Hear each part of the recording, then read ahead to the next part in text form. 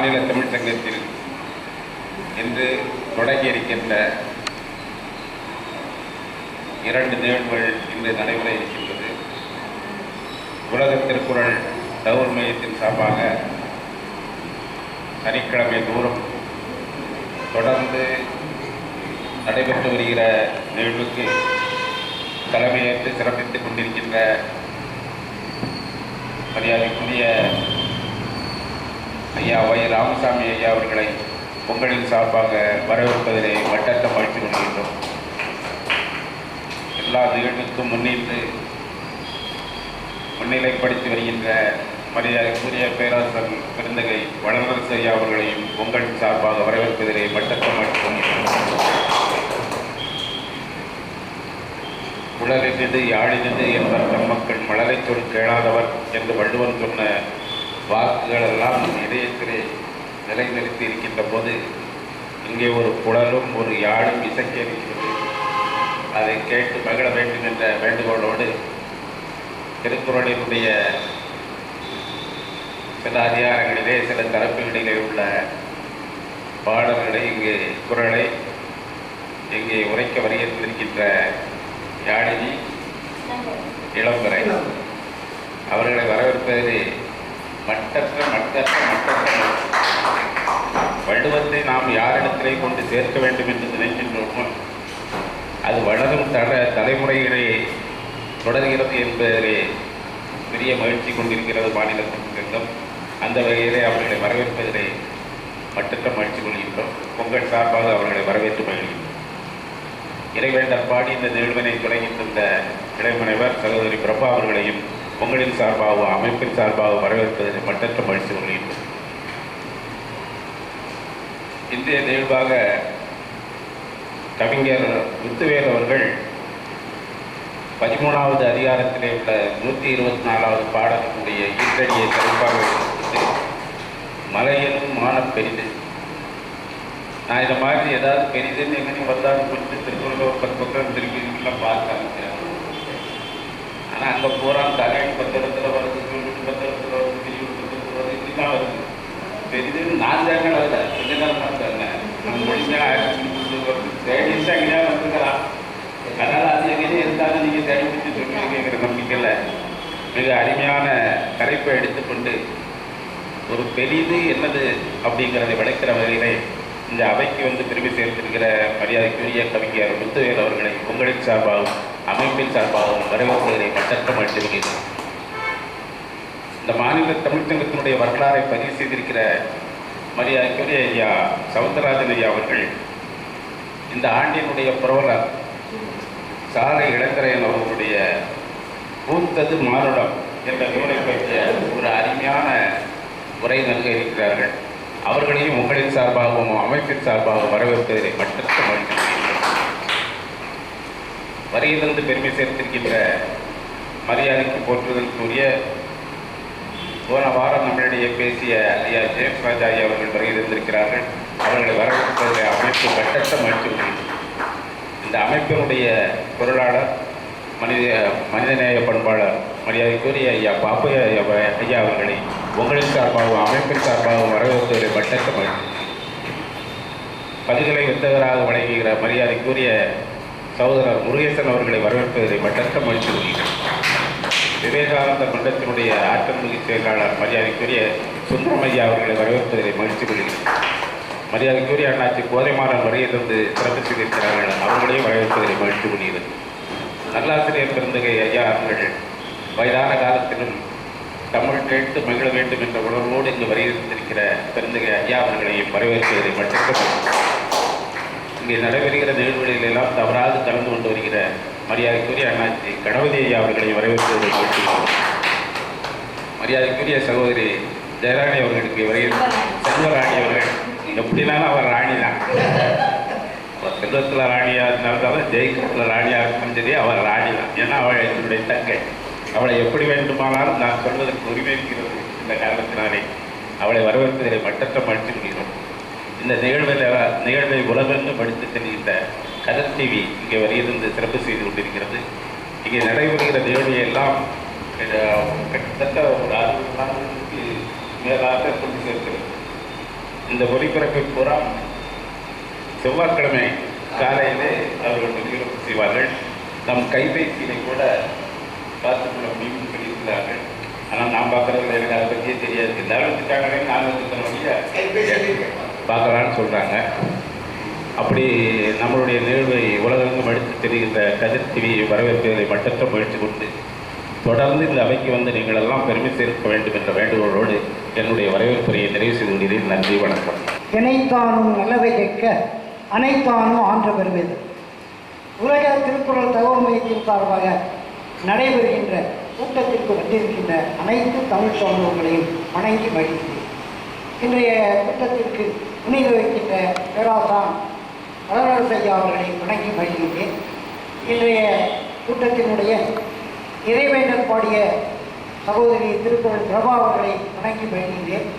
சிறப்பான வரவேற்புரை ஆற்றிய ஐயா முனைவர் பட்டத்துக்கு ஆய்வு செய்கின்ற அருமை சகோதரர் முருகன் ஐயா அவர்களை வணங்கி மகிழ்கின்றேன்.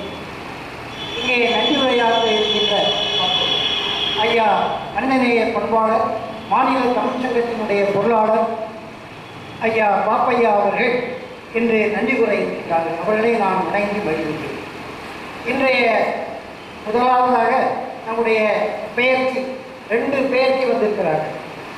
தேவபிரானுடைய மகள் முதல் மூத்தவள் யாழினி இளம்பிறை. நிறைய கூட்டங்களெல்லாம் பேசியிருக்கிறார், நிறைய இதெல்லாம் கதைகள் கூட சொல்லுவாள். அப்படிப்பட்ட அருமை பெயர்த்தி இன்று திருக்குறளை ஒப்பிக்க வந்திருக்கிறார்கள். அவர்கள் செவண்டாளர் தொடக்கப்பள்ளியிலே 5ஆம் வகுப்பு படித்துக் கொண்டிருக்கின்ற மாணவி.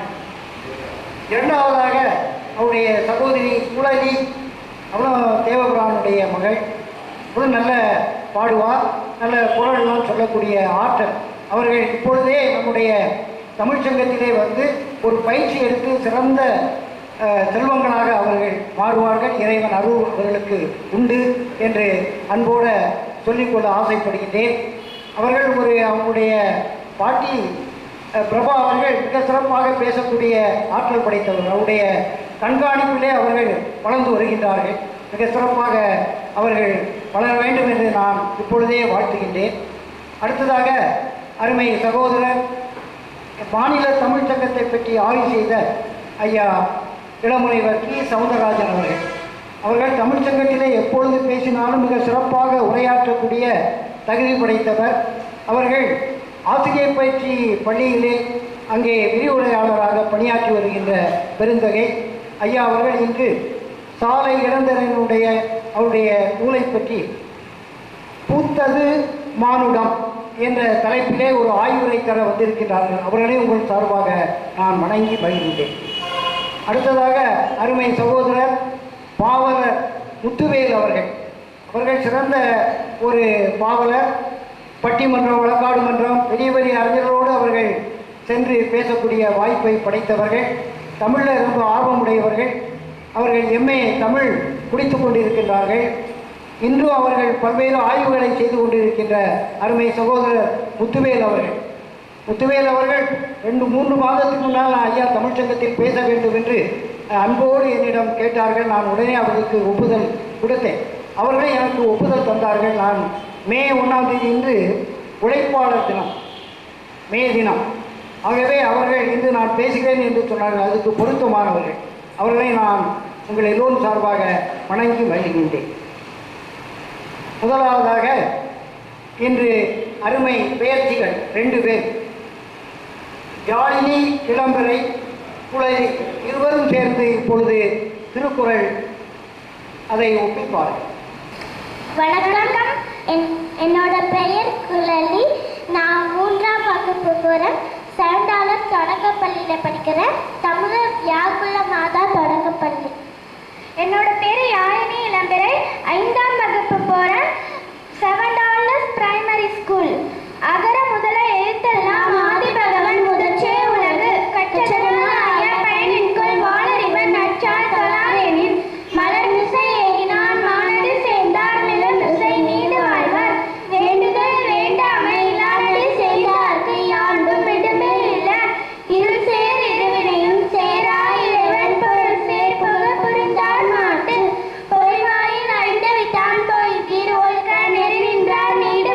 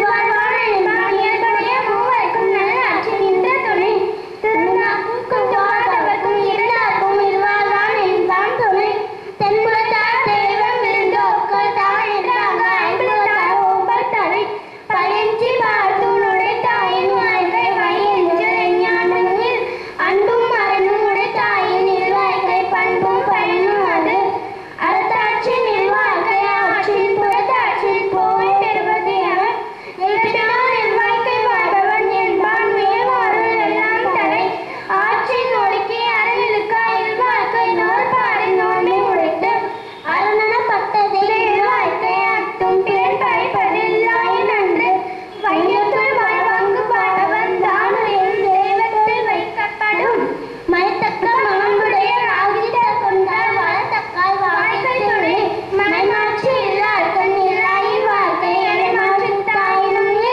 இல்லதன் இல்லவள் மாண்பானால் உள்ளதன் இல்லவள் மானா கடை பெண்ணின் பெருந்தக்க யாவுல கற்பெண் திண்மை உண்டாக பெறின் தொடால் கொள்ளும் தொழுதல்வாய் பெய்யின பெய்யும் மழை தற்காத்து தற்கொண்டான் பேணி தடை சார்ந்த சொற்காத்து சொல்லாய் பெண் சிறை காக்கும் காப்பவள் செய்யும் மகளிர் நிறை காக்கும் காப்பே தலை பெற்றால் பெரும்பெருவர் பெண்டீர் பெருஞ்சிறப்பு புத்தேரில் வாழும் உணவு புகழ் புரிந்து எல்லோர்க்கு இல்லை இகழ் வாழ்வன் ஏறுபோல் பீடு நடை மங்களம் என்ப மனைமாட்சி மற்றது நன்கலம் நன்மக்கள் பேரு பெருமாற்றம் யாமறிவது இல்லை அறிவறிந்த மக்கள் பேரு அல்ல பெறன் எழுப்பிறப்பும் தீயவை தீண்டா பழி பிறங்க பண்புடை மக்கள் பெறின் தம்பொருள் என்ப தம் மக்கள் அவர் பொருள் தம் தம் வினையான் வரும் அமைந்திடும் ஆற்ற இனிதே தம் மக்கள் சிறுகை அழகூல் மக்கள் மேல் தீண்ட உடற்கின்ப மற்றவர் சொற்கேட்ட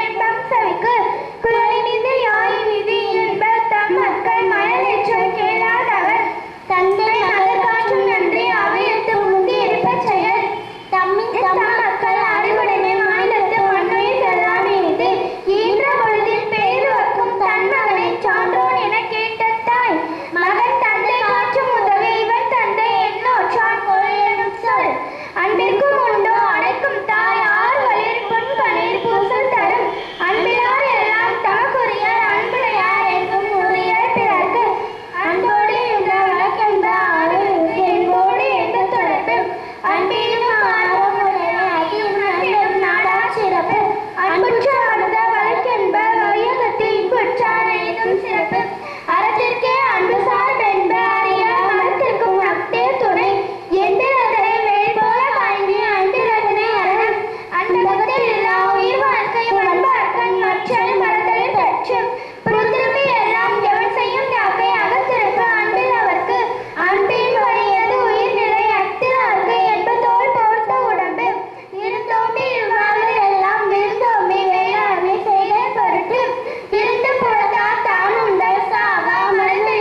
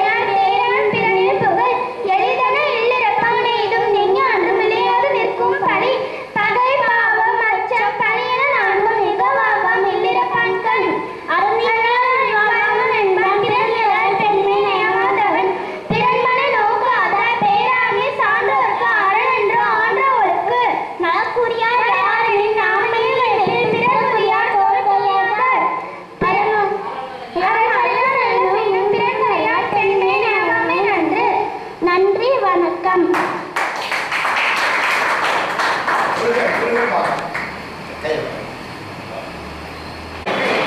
குறிப்பாக இளைஞருக்கு இந்த எளிய நூல்களை பரிசாக வழங்கி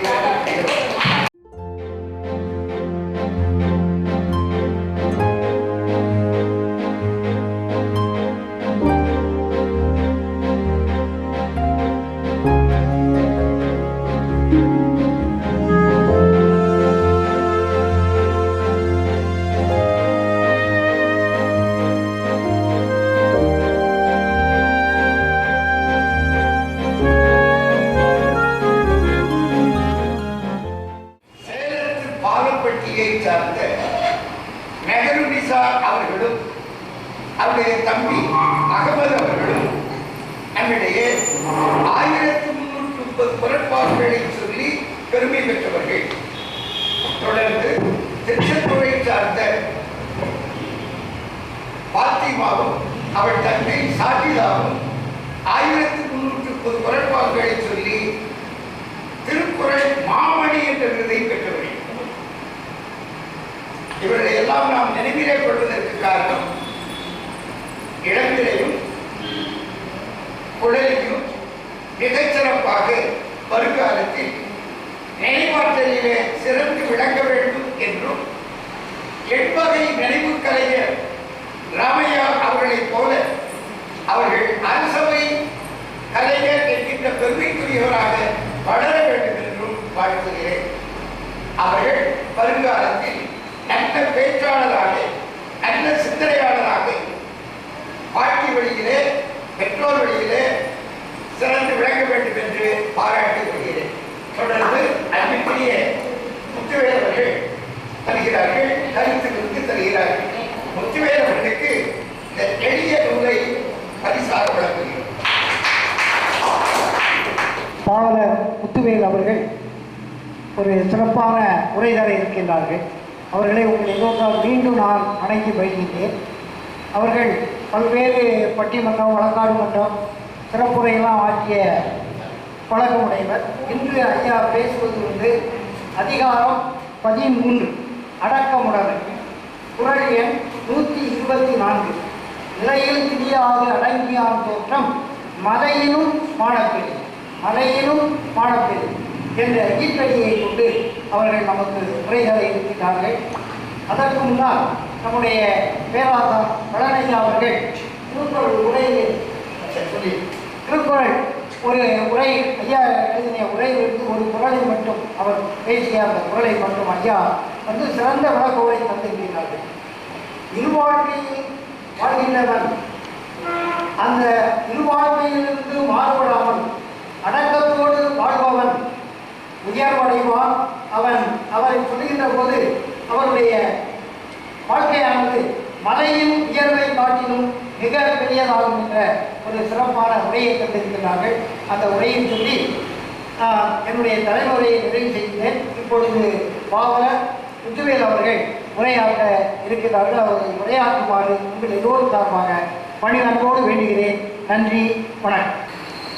என் நாடி நரம்புகளில் ஓடி முறமாடி நாள வரம்புகளை தேடிச் சதிராடி நாவின் சுரங்கங்களில் கூடி பேச்சாகி நாவின் அரங்கங்களில் நாடி பேச்சாகி நாத தமிழின் உருவாகிய நாவி கொடியின் உறவாகிய அன்னை தமிழே உன்னை உயிரில் அணிந்தேன், உலகின் உன்னை தமிழே உன்னை முதலில் பணிந்தேன். இந்த சான்றோர் அவையின் பெரியவர்களாக இங்கே அமர்ந்திருக்கும் முனைவர் பேராசிரியர் வை ராமசாமி அவர்கள் வள்ளுவக் கடலை நோக்கி துள்ளி ஓடுகின்ற நதிவண்டி. இவர் வள்ளுவக் கடலை நோக்கி துள்ளி ஓடுகிற நதிவண்டி வாஞ்சையாய் செல்லுவதோ ஈரடி குரல் போல இருசக்கர மிதிவண்டி. எழுவதை தாண்டியும் உழைக்கின்ற சுறுசுறுப்பு மொழியை உடுவதை நிறுத்தாமல் உழைக்கின்ற தமிழ் துடிப்பு. வைரா என்று அழைக்கப்படும் திருக்குறள் வைரம் பேராசிரியர் முனைவர் வை ராமசாமி அவர்களே, வண்டமிழ் அறிஞர் முதுமுனைவர் ஐயா வளனரசு அவர்கள், எழுத்தால் பேச்சால் விழுதுவிட்டு நிற்கும் வீறு கொண்ட ஆள், கற்பிப்பால், பதிப்பிப்பால், புதுப்பிப்பால், இன்றும் ஊறும் தமிழ்ப்பால். ஆற்றுப்படுத்தலால், ஊற்றுப்படுத்தலால், கூற்றுப்படுத்தலால் தமிழுக்கு பெருமை இவர் போற்றப்படுதல். உலக திருக்குறள் மைய தென்மண்டல தலைவர், திருக்குறள் ஞானபீட விருது உட்பட 100 கணக்கில் இவரை 100 விருதுகள் தங்கள் தலையில் பெருமிதத்துடன் சூடிக்கொண்ட பெருமைக்குரியவர். தனித்தமிழ் இயக்கத்தின் தந்தை மறைமலை அடிகள், அதனை மக்களிடையே கொண்டு சென்ற தமிழ் போராளி பேராசிரியர் இலக்குவனார் அவர்கள், அவரின் சீடராக தொண்டு செய்வாய் தமிழுக்கு துறைதோறும் துடித்தெழுந்தே என்ற பாவேந்தர் வழியில் தமிழ் கடமையாற்றும் தகைசால் அறிஞர். பலன் தமிழுக்கென்றார், நலன் நாட்டுக்கென்றார், புலன் 5லும் தமிழ் சூடும் களமுரசு ஐயா வளனரசு அவர்களே, உங்களுக்கு வணக்கங்கள். ஈன்றோர் பெரிதுவக்கும் ஆண்டோர் சான்றோர் பெருமக்கள் அனைவருக்கும் மாலை வணக்கங்கள். இன்று தொழிலாளர் தினம், மிகச் சிறப்பான ஒரு நாள். தொழிலாளர்கள் இல்லை என்றால் இந்த உலகில் எதுவுமே இல்லை என்று சொல்லலாம். கட்டிடங்கள் முதல் அனைத்துமே அவர்களின் பங்களிப்பு தான். அவர்களை பற்றி ஒரு சிறு கவிதை. ஒன்றுமே உலகில் இல்லாமல் இருந்த காலத்தில் எல்லாமே உருவாக்கியவர்கள் தொழிலாளர்கள். அதனால்தான் ஒன்றுமே தொழிலாளர் தினமானது. வயிறை நிரப்ப உயிரை பணயம் வைத்து கயிறில் ஒரு ஆசனம் செய்பவர்கள், வேர்வை துளிகள் நிரப்பி எழுதப்பட்ட உழைப்பின் சாசனம் தொழிலாளர்கள். தொழிலாளியின் கண்களுக்கும் வியர்க்கும், அது கண்ணீர். ஆழ்கடலும் அவர் உடலும் ஒன்று, இரண்டுமே உப்பு கரிக்கும், இரண்டிலும் முத்துக்கள் கிடைக்கும். தொழிலாளிகள் பற்றி இன்று முழுவதும் சொல்லிக் கொண்டிருக்கலாம். ஆனாலும் ஆலங்குடி சோமு அவர்கள் இயற்றிய திரைப்பட பாடல் ஒன்று மிக அழகாக அவர்களை பற்றி சொல்லும் என்பதால் அந்த பாடலை இங்கே பதிவு செய்ய விரும்புகின்றேன். இருப்பதை கொண்டு சிறப்புடன் வாழும் இலக்கணம் படித்தவன் தொழிலாளி. இருப்பதை கொண்டு சிறப்புடன் வாழும் இலக்கணம் படித்தவன் தொழிலாளி. ஊருக்கு போன்ற தன் கரத்தை நம்பி ஓங்கி நிற்பவன் தொழிலாளி.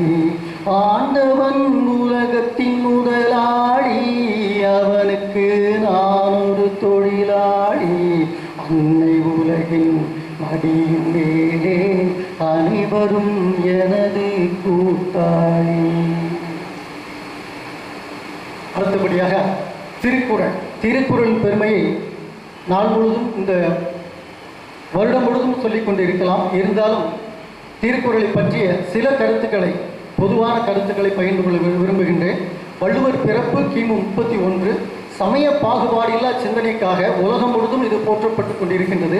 திருக்குறள் இதுவரை மட்டும் 80 மொழிகளில் வெளிவந்துள்ளது. திருக்குறளை ஆங்கிலத்தில் மட்டும் 52 பேர் மொழிபெயர்த்துள்ளனர். நரிக்குறவர்கள் பேசும் பத்மொழி மொழியில் கூட திருக்குறள் மொழிபெயர்க்கப்பட்டுள்ளது என்றால் அதன் சிறப்பை என்னவென்று சொல்லுவது? திருக்குறளில் உள்ள சொற்கள் 14,000. திருக்குறளில் உள்ள மொத்த எழுத்துக்கள் 42,194. வள்ளுவனுக்கு உலகெங்கும் கோவில்கள், சிலைகள் எழுப்பப்பட்டு கோடாரம் சூட்டப்பட்டு கொண்டிருக்கின்றன. மதுரை பெருமருதனார் என்ற புலவர் திருக்குறளை பற்றி மிக அழகாக 4 வரி வெண்பா ஒன்றை பாடுகின்றார். 38 பொருள் எழுவது இன்பத்திறம் 25 தெளிய உரைமையா வேத விழுப்பொருளை வெண்குறளால் வள்ளுவனார் ஓத வழுக்கற்றது உலகு என்று மிக தெளிவாக 4 அடி வெண்பாவில் வள்ளுவத்தின் சிறப்பை உணர்த்துகின்றார். அறத்தில் 38 அதிகாரங்கள், பொருளில் 70 அதிகாரங்கள், இன்பத்து பாலில் 25 அதிகாரங்கள். இவை அனைத்தும் முறையாக சொல்லி வேத விழுப்பொருளை மிக அழகாக வெண்குறளால் விளக்கி ஓத வழுக்கற்றது இந்த உலகு என்று நிரூபித்திருக்கிறார் வள்ளுவர் என்று மிக அழகாக மதுரை பெருமருதனார் அவர்கள் பாடி சென்றிருக்கின்றார். வள்ளுவத்துக்கு நாம் வழங்கும் மதிப்பு என்ற தலைப்பில் ஒரு சிறு என் கவிதை. உள்ளுவதெல்லாம் உயர் உள்ளம், அது ஊக்கமுடையது. வாழ்வு வந்தால் துள்ளுவதும், வறியவர் கண்டால் எழுவதும், கள்ளுவதும் பிற பொருள் கொள்ளுவதும் மடமை. கள்ளுண்பதை தவிர்த்து தள்ளுவது அறிவுடைமை. வாஞ்சையுடன் நெஞ்சை கிள்ளுவது அன்புடைமை. தெள்ளுதமிழ் குரட்பாக்களில் உறுப்பு வள்ளுவம் சொல்லுவது யாவும் சிறப்பு. சிந்தனையில் இவை அனைத்தும் மெல்லுவதும், அதன்படி செல்லுவதும், வாழ்வை வெல்லுவதும் வள்ளுவத்துக்கு நாம் வழங்கும் மதிப்பு. அடக்கமுடைமை என்ற அதிகாரத்தில் மொத்தம் 10 குறட்பாக்கள் இருக்கின்றன. 10ல் 9 முதலாவது,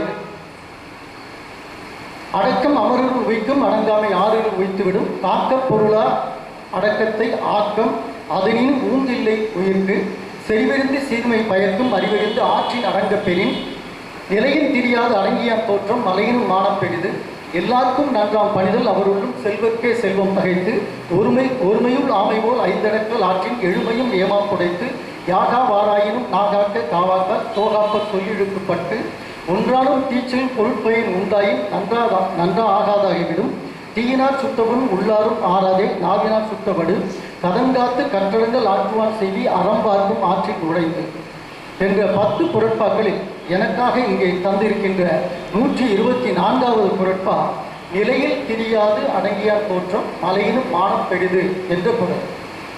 பொதுவாக அடக்கமுடைமை என்ற அதிகாரத்தில் இந்த 10 குறட்பாக்கள் வருகின்றன. அடக்கமுடைமை என்னும் பண்பு பற்றி விரித்துரைக்கும் அதிகாரம் இது.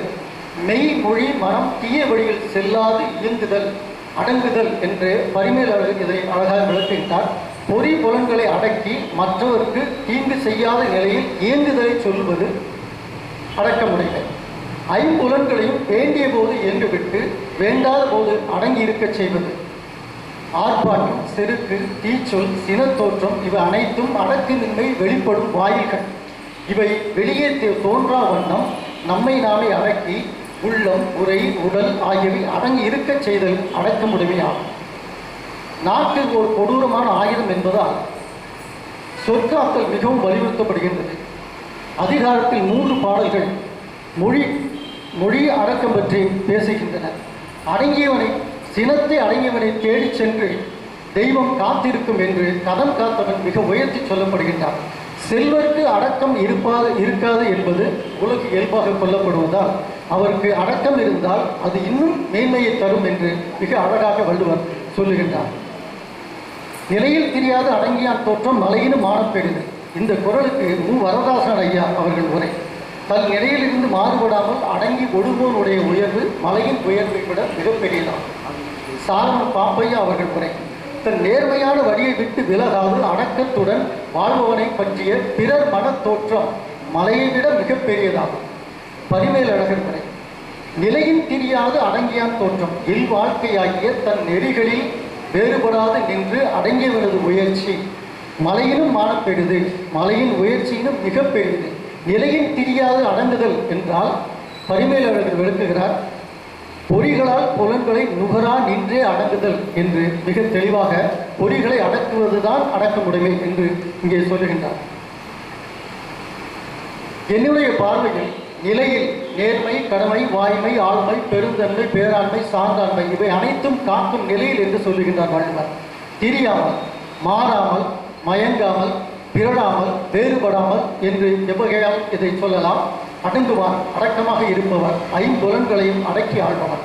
தோற்றம் அவர்களை பற்றிய பிறரின் மனத்தோற்றம், எண்ணம், முயற்சி என்ற பொருளில் சொல்லலாம்.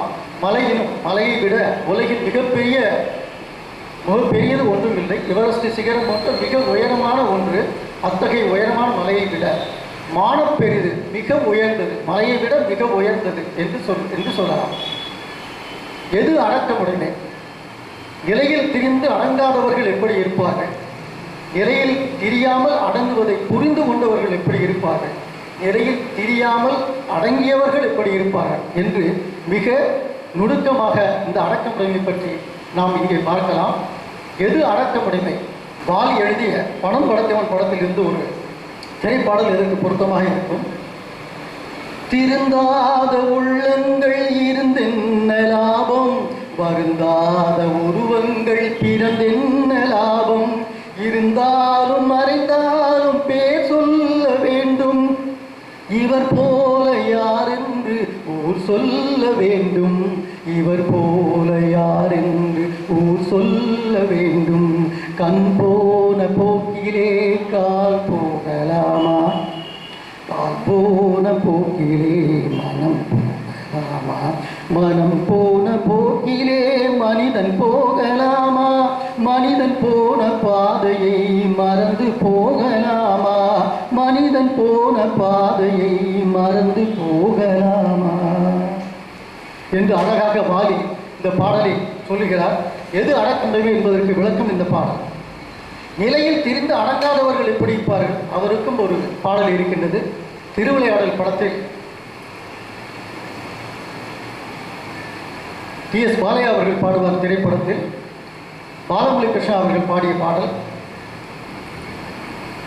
என் கலைக்கிந்த திருநாடு சமமாகுமா, என் கலைக்கிந்த திருநாடு சமமாகுமா, நாதமா கீதமா அதை நான் பாட இன்றொரு நாள் போதுமா, உடலென்றும்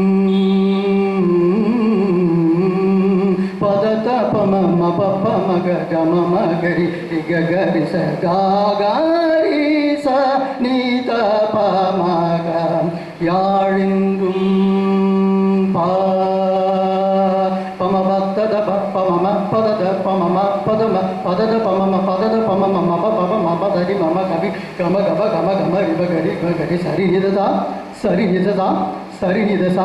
குழலென்றும் யாழென்றும் சிலர் கூறுவார், என் குரல் கேட்ட பின்னாலே அவர் மாறுவார், அழியாத கலை என்று என்னை பாடுவார்,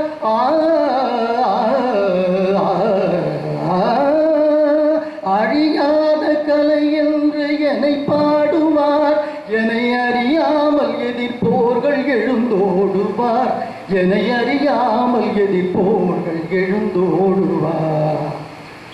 எனக்கிணையாக தர்பாரில் எவரும் உண்டோ, எனக்கிணையாக தர்பாரில் எவரும் உண்டோ, தர்பாரில் எனக்கிணையாக தர்பாரில் எவரும் உண்டோ, கலையாத மோகன சுவை நானன்றோ, மோகன சுவை நானன்றோ, மோகனோ மோகன சுவை நானன்றோ, கலையாத மோகன சுவை நானன்றோ, கானடா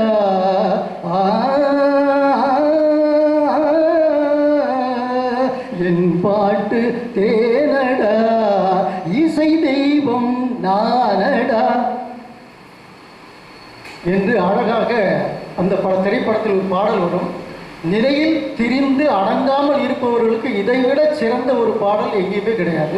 அந்த படத்தில் அனைவரும் பார்த்திருப்பீர்கள். திருவிளையாடல் படத்தில் ஒரு மமதையுடன் ஒரு அகந்தையுடன் டி.எஸ். பாலையா மிக அழகாக நடித்திருப்பார். அதில் நிலையில் திரிந்து அடங்காமல் இருப்பவர்களுக்கு மிகச்சிறந்த ஒரு உதாரணமாக இந்த பாடல் அமைந்திருக்கின்றது. பகவத்கீதை இந்த திருக்குறளின் சாராம்சத்தை மிக அழகாக தெளிவாக சொல்லுகின்றது. எல்லா மனித பிரிவுகளுக்கும் முக்குணங்கள் ஒன்று என்று வரையறுத்து கூறுகின்றது. நிலையில் தெரியாமல் அடங்கியவன் சத்துவ குணத்தைச் சேர்ந்தவன் என்று கீதை தெளிவாக உரைக்கின்றது. கடமை இருந்து தவறாதவன் சத்துவ குணத்தை சார்ந்தவன், தீய செயல் புரியவன் ரஜோ குணத்தை அதாவது சாதாரண குணத்தை சேர்ந்தவன், செயலற்று இருப்பவன் சோம்பி திரிபவன் தமோ குணத்தை சார்ந்தவன். இதில் முக்கியமானது சத்துவ குணம்.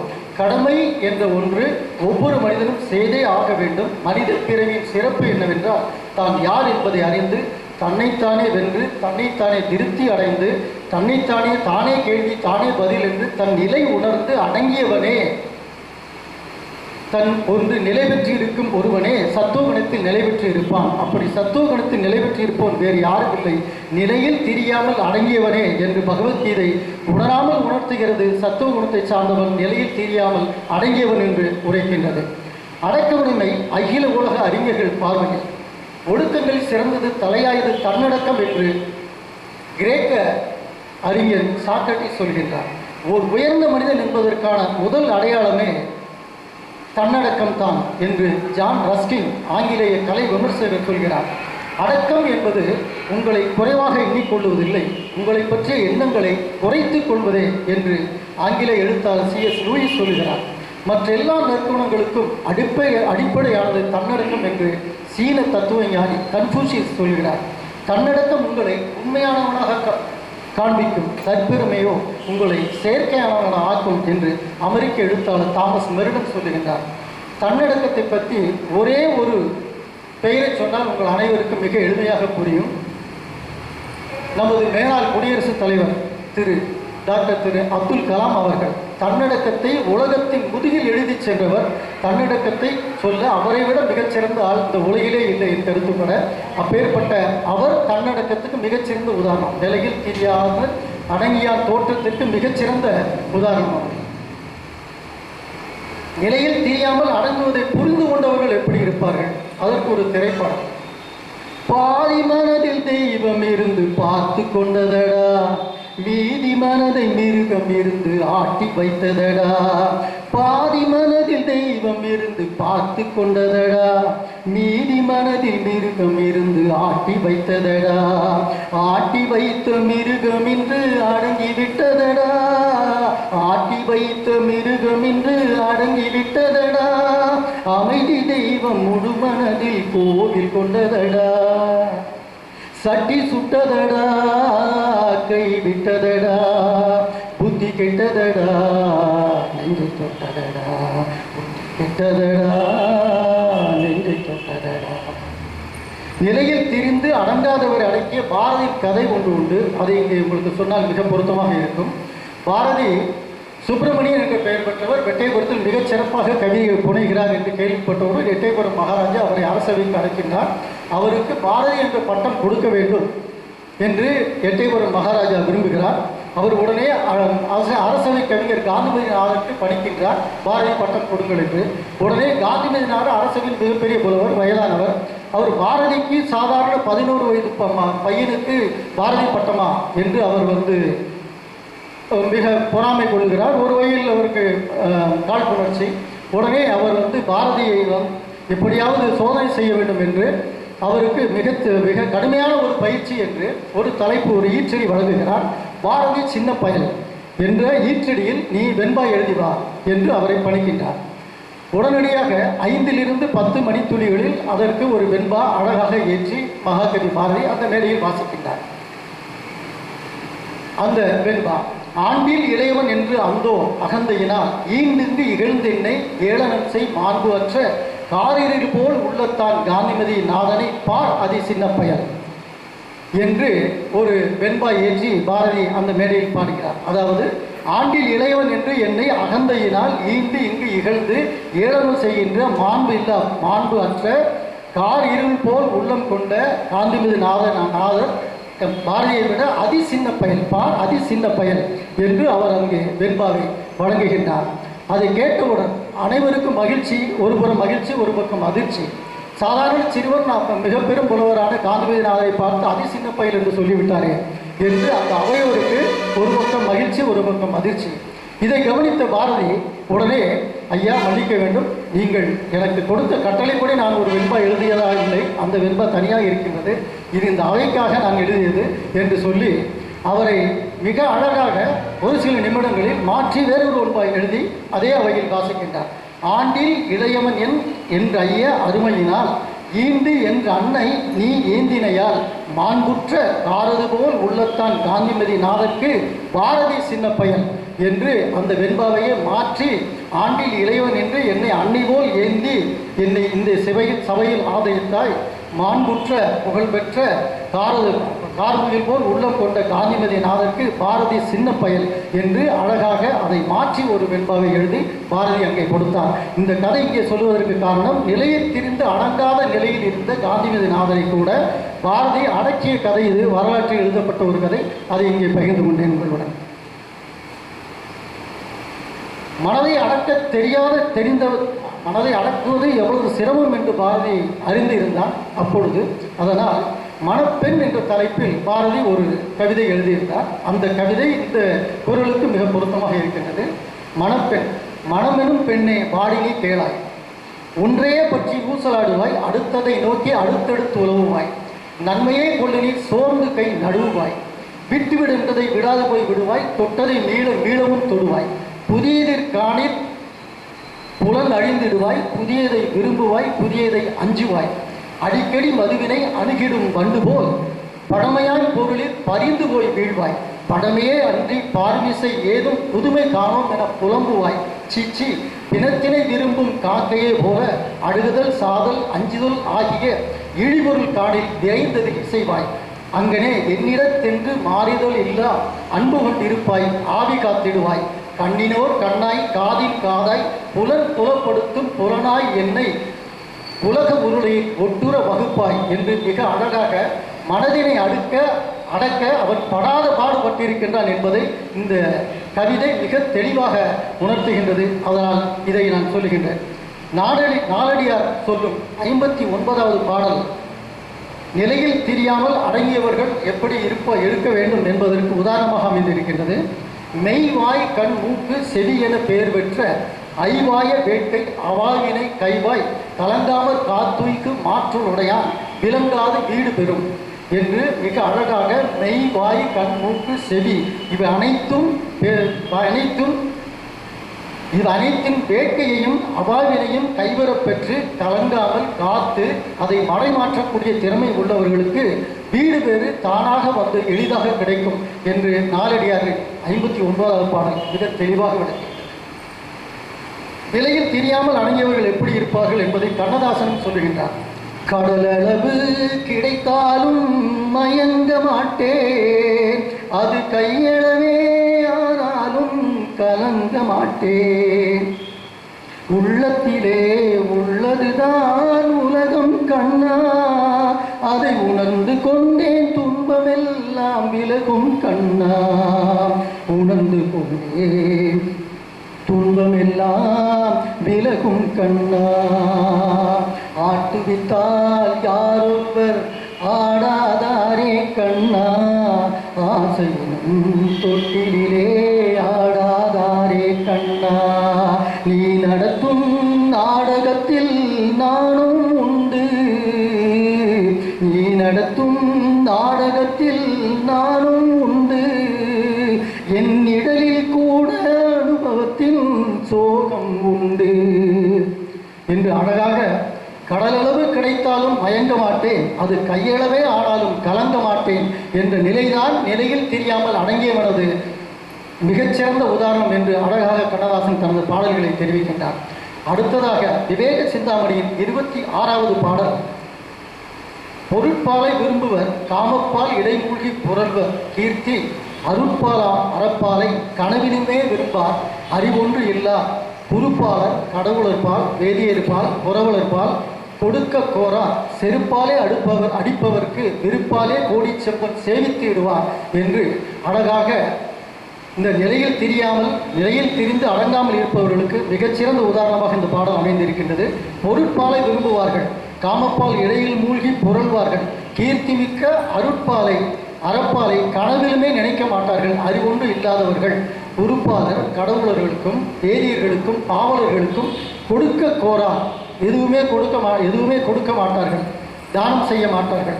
செருப்பாலே அடிப்பவருக்கு விருப்பாலே கோடி செம்பு சேவித்து விடுவார். அதாவது அவர்களை செருப்பாலே அடிப்பவர்களுக்கு மட்டும் பயந்து போய் சேவித்து அவர்களுக்கு தருவார்கள் என்று இந்த அகந்தை மிக்க இவர்களுக்கு மிக உதாரணமாக விவேக சிந்தாமணியின் பாடல் கூறுகின்றது. வளையாபதியின் 26வது பாடல் நமது நாவின் அடக்கத்திற்கு மிக பொருத்தமான ஒரு பாடல். ஆக்கப்படுக்கும் அருந்தலைவாய் பெய்விக்கும் போக்கப்படுக்கும் கொலை நகரத்து ஒய்விக்கும் காக்கப்படுவன இந்திரியம் அனைத்தும் ஐந்தினும் நாக்கு அல்லது நனிபேரும் ஆனே. மக்களுக்கு ஆக்கம் தருவதும் நாவே, அவரை சிறை கோட்டம் புகுவிப்பதும் நாவே, துறக்கத்து செலுத்துவதும் அதுவே, நகரத்தில் வீழ்த்துவதும் அதுவே. ஆதலால் மெய் முதலிய பொறிகளுள் நாவே பெரிதும் விழிப்புடன் பேண வேண்டும் என்று அழகாக வளையாபதி கூறுகின்றது. தீயினால் சுட்டவன் உள்ளாரும் ஆறதை நாவினால் சுட்டவடு என்ற வள்ளுவ குரலுக்கு ஏற்ப இந்த பாடல் பொருத்தமாக அமைந்திருக்கின்றது. நிறைவாக கம்பராமாயணத்திலிருந்து ஒரு செய்தி. ராமன் முடிசூட எல்லா ஏற்பாடுகளும் தயாராகி விட்டன. வசிஷ்ட மாமுனி எல்லா ஏற்பாடுகளையும் தயாராக்கி கொண்டிருக்கின்றார். ராமன் தேரில் பவனி வந்து அங்கே மணிமுடி சூடக்கூடிய மண்டபத்திற்கு வர வேண்டும். அதற்கு முன் தேர் உலா செய்ய வேண்டும், அது முறை. அதற்காக தேர் உலா முடிந்து பவனி முடிந்து ராமன் திரும்பி வருகின்றான். திரும்பி வந்து தசரதனிடம் ஆசி வழங்க தசரதனிடம் ஆசி வாங்க வேண்டும், அதற்காக வருகிறான். தசரதன் மாளிகையை நோக்கி வருகிறான். அப்பொழுது தசரதன் அங்கே இல்லை. கைகையின் இடத்திற்கு வருகின்றான். சரி, தாயை கண்டு ஆசீர்வாதம் வாங்குவோம் என்று அங்கே வருகின்றான். கைகேயி அங்கிருந்து வருகிறாள். வந்தவுடன் கைகேயி சொல்லுகிறாள், மனைவியிடமிருந்து உனக்கு ஒரு செய்தி இருக்கின்றது என்று சொல்லுகின்றார். உடனே ராமன் சொல்லுகின்றான், எந்தையே ஏவ நீரே உரை செய்ய ஏய்வது உண்டேன், உய்ந்தனன் அடியேன் எண்ணின் பிறந்தவர் உளரோ வாடி, வந்தது என் தவத்தின் ஆய வருவயன் மற்றொன்று உண்டோ, தந்தையும் தாயும் நீரே தலை நின்றேன் பணிமின் என்றான். என் தந்தையே ஏவ நீங்கள் வந்து இங்கே சொல்கிறீர்கள், உய்ந்தனன் அடியேன், எனக்கு பிறவி பயன் கிடைத்தது, என்னை விட பிறவி பயன் பெற்றவர் வேறு ஒருவரும் இல்லை, என் தவத்தின் பயன்தான் நீங்கள் இங்கு வந்து இதை சொல்லுகின்றீர்கள், என் தந்தையும் நீங்களே என் தாயும் நீங்களே, நீங்கள் எது வேண்டாலும் சொல்லுங்கள், நான் சிறமேற்கொண்டு செய்ய தயாராக இருக்கின்றேன் என்று ராமன் அவர்களுக்கு சொல்லுகின்றான், கைகேயிக்கு சொல்லுகின்றான். உடனே கைகேயி சொல்லுகிறாள், ஆழிசூழ் உலகம் எல்லாம் பரதே ஆள நீ போய் தாளிரும் சடைகள் தாங்கி தாங்க அரும் தவம் மேற்கொண்டு பூழி வெங்கானம் நன்னி புண்ணிய துறைகளாடி 7-2 ஆண்டில் வா என்று ஏம்பினான் அரசன் என்றாள். யாருக்காவது இப்போல காலத்தில் சொல்லுங்க, அவங்களுக்கு மடிமுடி சூட தயாராக இருக்கக்கூடிய நிலையில கைகேயி நீ 14 வருடம் காட்டுக்கு போகணும் ஒரு மகனை ஒரு தாய் சொன்னால் அந்த மகனோட மனநிலை எப்படி இருக்கும் இப்போல காலத்தில் எண்ணி பாருங்க. அப்போ ராமன் நிலையில் தெரியாமல் அடங்கியவனாய் இருந்ததால் அப்பொழுது அந்த சமயத்தில் கைகேயி தன் தாய் சொல்லக்கூடிய அந்த வார்த்தைக்கு மிக அடக்கமாக பணிவோடு அந்த வார்த்தையை கேட்டுக்கொண்டிருந்தான். ஏனென்றால் அவன் ராமன் நிலையில் தெரியாமல் அடங்கியவன் என்பதற்காக கம்பர் மிக அழகாக அவன் நிலையை சொல்லுகின்றார். இப்பொழுது எம்மனோரால் இயம்பதற்கு எளிதே யாரும் செப்பு அருங் குணத்திராமன் திருமுக செவி நோக்கி 30 முன்பு பின்பு அவ்வாசகம் புணர கேட்ட அப்பொழுது அலர்ந்த செந்தாமரையினை வென்றதம்மா. அதை கேட்ட யாரும் செப்புவதற்கு அரிய நிலையில் திரியாது அடங்கிய அருங்குணத்து ராமன் திருமுக அழகு நோக்கினால் எம்மை போன்றவர்க்கும் அதனை ஏற்பதற்கு எளிதல்ல என்கிறான் கம்பன். ஏனெனில் கம்பனுக்கு அந்த கடத்து ராமனின் முகம் அன்று அளந்த செந்தாமரை ஒத்து இருந்தது என்று அழகாக அந்த ராமனின் குணம் நிலையில் தெரியாது அடங்கிய நிலையில் இருந்தது என்பதற்கு மிகச்சிறந்த ஒரு உதாரணம் இந்த காட்சி கம்பராமாயணத்தில் கம்பர் விவரிக்கின்றார். நிலையில் தெரியாத அடங்கியான் தோற்றம் மலையிலும் மானப்பெறுது என்ற குரட்பாவிற்கு நான் அறிந்த செய்திகளை எனக்கு தெரிந்த வகையில் நயமுடன் இந்த சபைக்கு வழங்கினேன். பிழையில் சரியாது வழங்கினேன், போற்றும் மழையிலும் பேணப்பெரிது என்று நம்பி இந்த நல்ல வாய்ப்புக்கு நன்றி பாராட்டி வணங்கி விடைபெறுகிறேன். நன்றி, வணக்கம். மிக சிறப்பான பல்வேறு இலக்கியங்களிலிருந்து எடுத்துக்காட்டுகள் மிக சிறப்பாக உரையாற்றினார்கள். ஐயாவுக்கு இந்த எளிய அன்பளிப்பை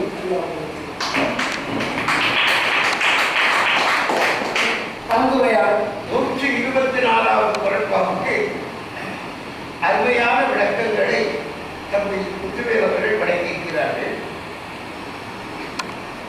நாவடியாரிலிருந்து, விவேக சிந்தாமணியிலிருந்து, படையாற்றியிலிருந்து, கம்பனுடைய ராமகாதையிலிருந்து, பகவத்கீதையிலிருந்து பல செய்திகளை இணைப்பாக சொல்லியிருக்கிறார்கள்.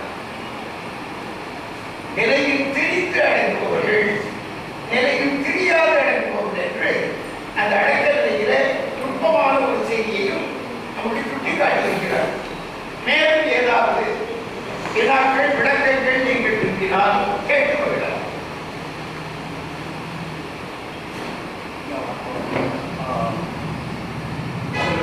கருத்துக்களுக்கு இணைப்பாக இதை ஏற்றுக்கொள்ளலாமா என நாவலர் ஒரு உரை பொருந்துகிற பொழுது சொன்னார். ஞானத்தின் மானப்பெரியது, கடலின் மானப்பெரியது என்று சொல்கிற பொழுது, மலையின் மானப்பெரியது போல வேறுபாடை சொல்கிற பொழுது அசையாமல் இருப்பது மலையின் இயல்பு. ஆனால் மனிதன் மாறக்கூடியவன், நிலை மாறினால் குணம் மாறுவான் என்று மாறக்கூடியவன். அவர் மலையை விட ஏன் பெரியவன் என்று சொன்னான் என்றால், அசையாத மலையை விட அசைவக்கூடிய மனிதன் நிலையாக இருக்கிறார் தன்னுடைய குணப்பாடுகளிலிருந்து, நேர்மையான சுபாவங்களிலிருந்து. ஆகவே அது மலையை விட மாறக்கூடியது என்று ஒன்று சொல்கிறார். அதே போல் இரண்டாவதாக திருப்பூர் முனிசாமி ஐயாவுக்கு சொல்லும்போது மலை கண்ணுக்கு தெரிந்தது, ஆனால் இவருடைய சிறந்த குணங்கள் அடக்க சுபாவங்கள் உலகம் போடுவதற்காக இருக்கும். ஆனால் கண்ணுக்கு தெரியாதவர்களை பார்க்காதவர்கள் கூட இவர் மீது மதிப்பு வைத்திருப்பார்கள். ஆகவே இது மலையில் மாறக்கூடியது என்று அவர் சொல்லுவார். எனக்கு மூன்றாவது ஐயம் ஒன்றுதான். அந்த அந்த ஐம்புலன்களை அடக்கி ஆழ்வது அடக்க முறையா, ஐம்புலன்களை நுகர்ந்து கொண்டு அடக்கத்தை தன்னோடு இருப்பது அது அது போன்ற சுபாவம் இது சரி நுகர்வரா அது அடக்குவரா? இது பாவான அடைக்கா சொல்லுகிற பொழுது நுகர்ந்து கொண்டே நீங்கள் அடக்கி நேர்மையாக இருக்கலாம்னு சொன்னார். இது ஏற்புகையா? அடக்கமுடைமைதான், ஒடுக்க இல்லை, அடங்குதல். மூவாவது பாடலாம். புலன் அலைவும் கூடாது, புலன் ஒடுக்கமும் கூடாது. புலன் அலைவும் கூடாது, புலன் ஒடுக்கமும் கூடாது, புலன் அடக்கம் தேவை. பாடல் நல்லது, நல்லது. வேறு ஏதாவது கேள்விகள்? தொடர்ந்து தம்பி நாம் தொடர்ச்சியாக இந்த ஆண்டு பேராசிரியர் சாலை எழுதிய இலக்கியங்களை கேட்டு வருகிறோம். இன்று புத்தது மானுடம் என்கின்ற தலைப்பில் நம்முடைய இளமுனைவர் மாநில தமிழ் சங்கத்தின் மதிப்பீட்டாளர் சௌந்தரராஜன் அவர்கள் உரையாற்றி வருகிறார்கள். அவர்களுக்கு சாலை இடத்தினுடைய எளிய முறை வழங்கும். புத்தகங்களுக்கு எளிய முறை வழங்குகிறோம்.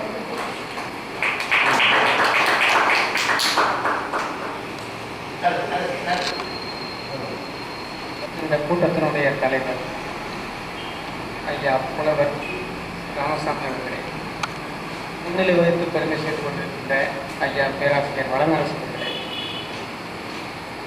எனக்கு முன்பு பேசிவிட்டாமல் இருக்கின்ற ஐயா முத்துவேல் அவர்களே, அன்பர்களே, உங்கள் அனைவருக்கும் வணக்கத்தை முதற்கண் தெரிவித்துக் கொள்கிறேன்.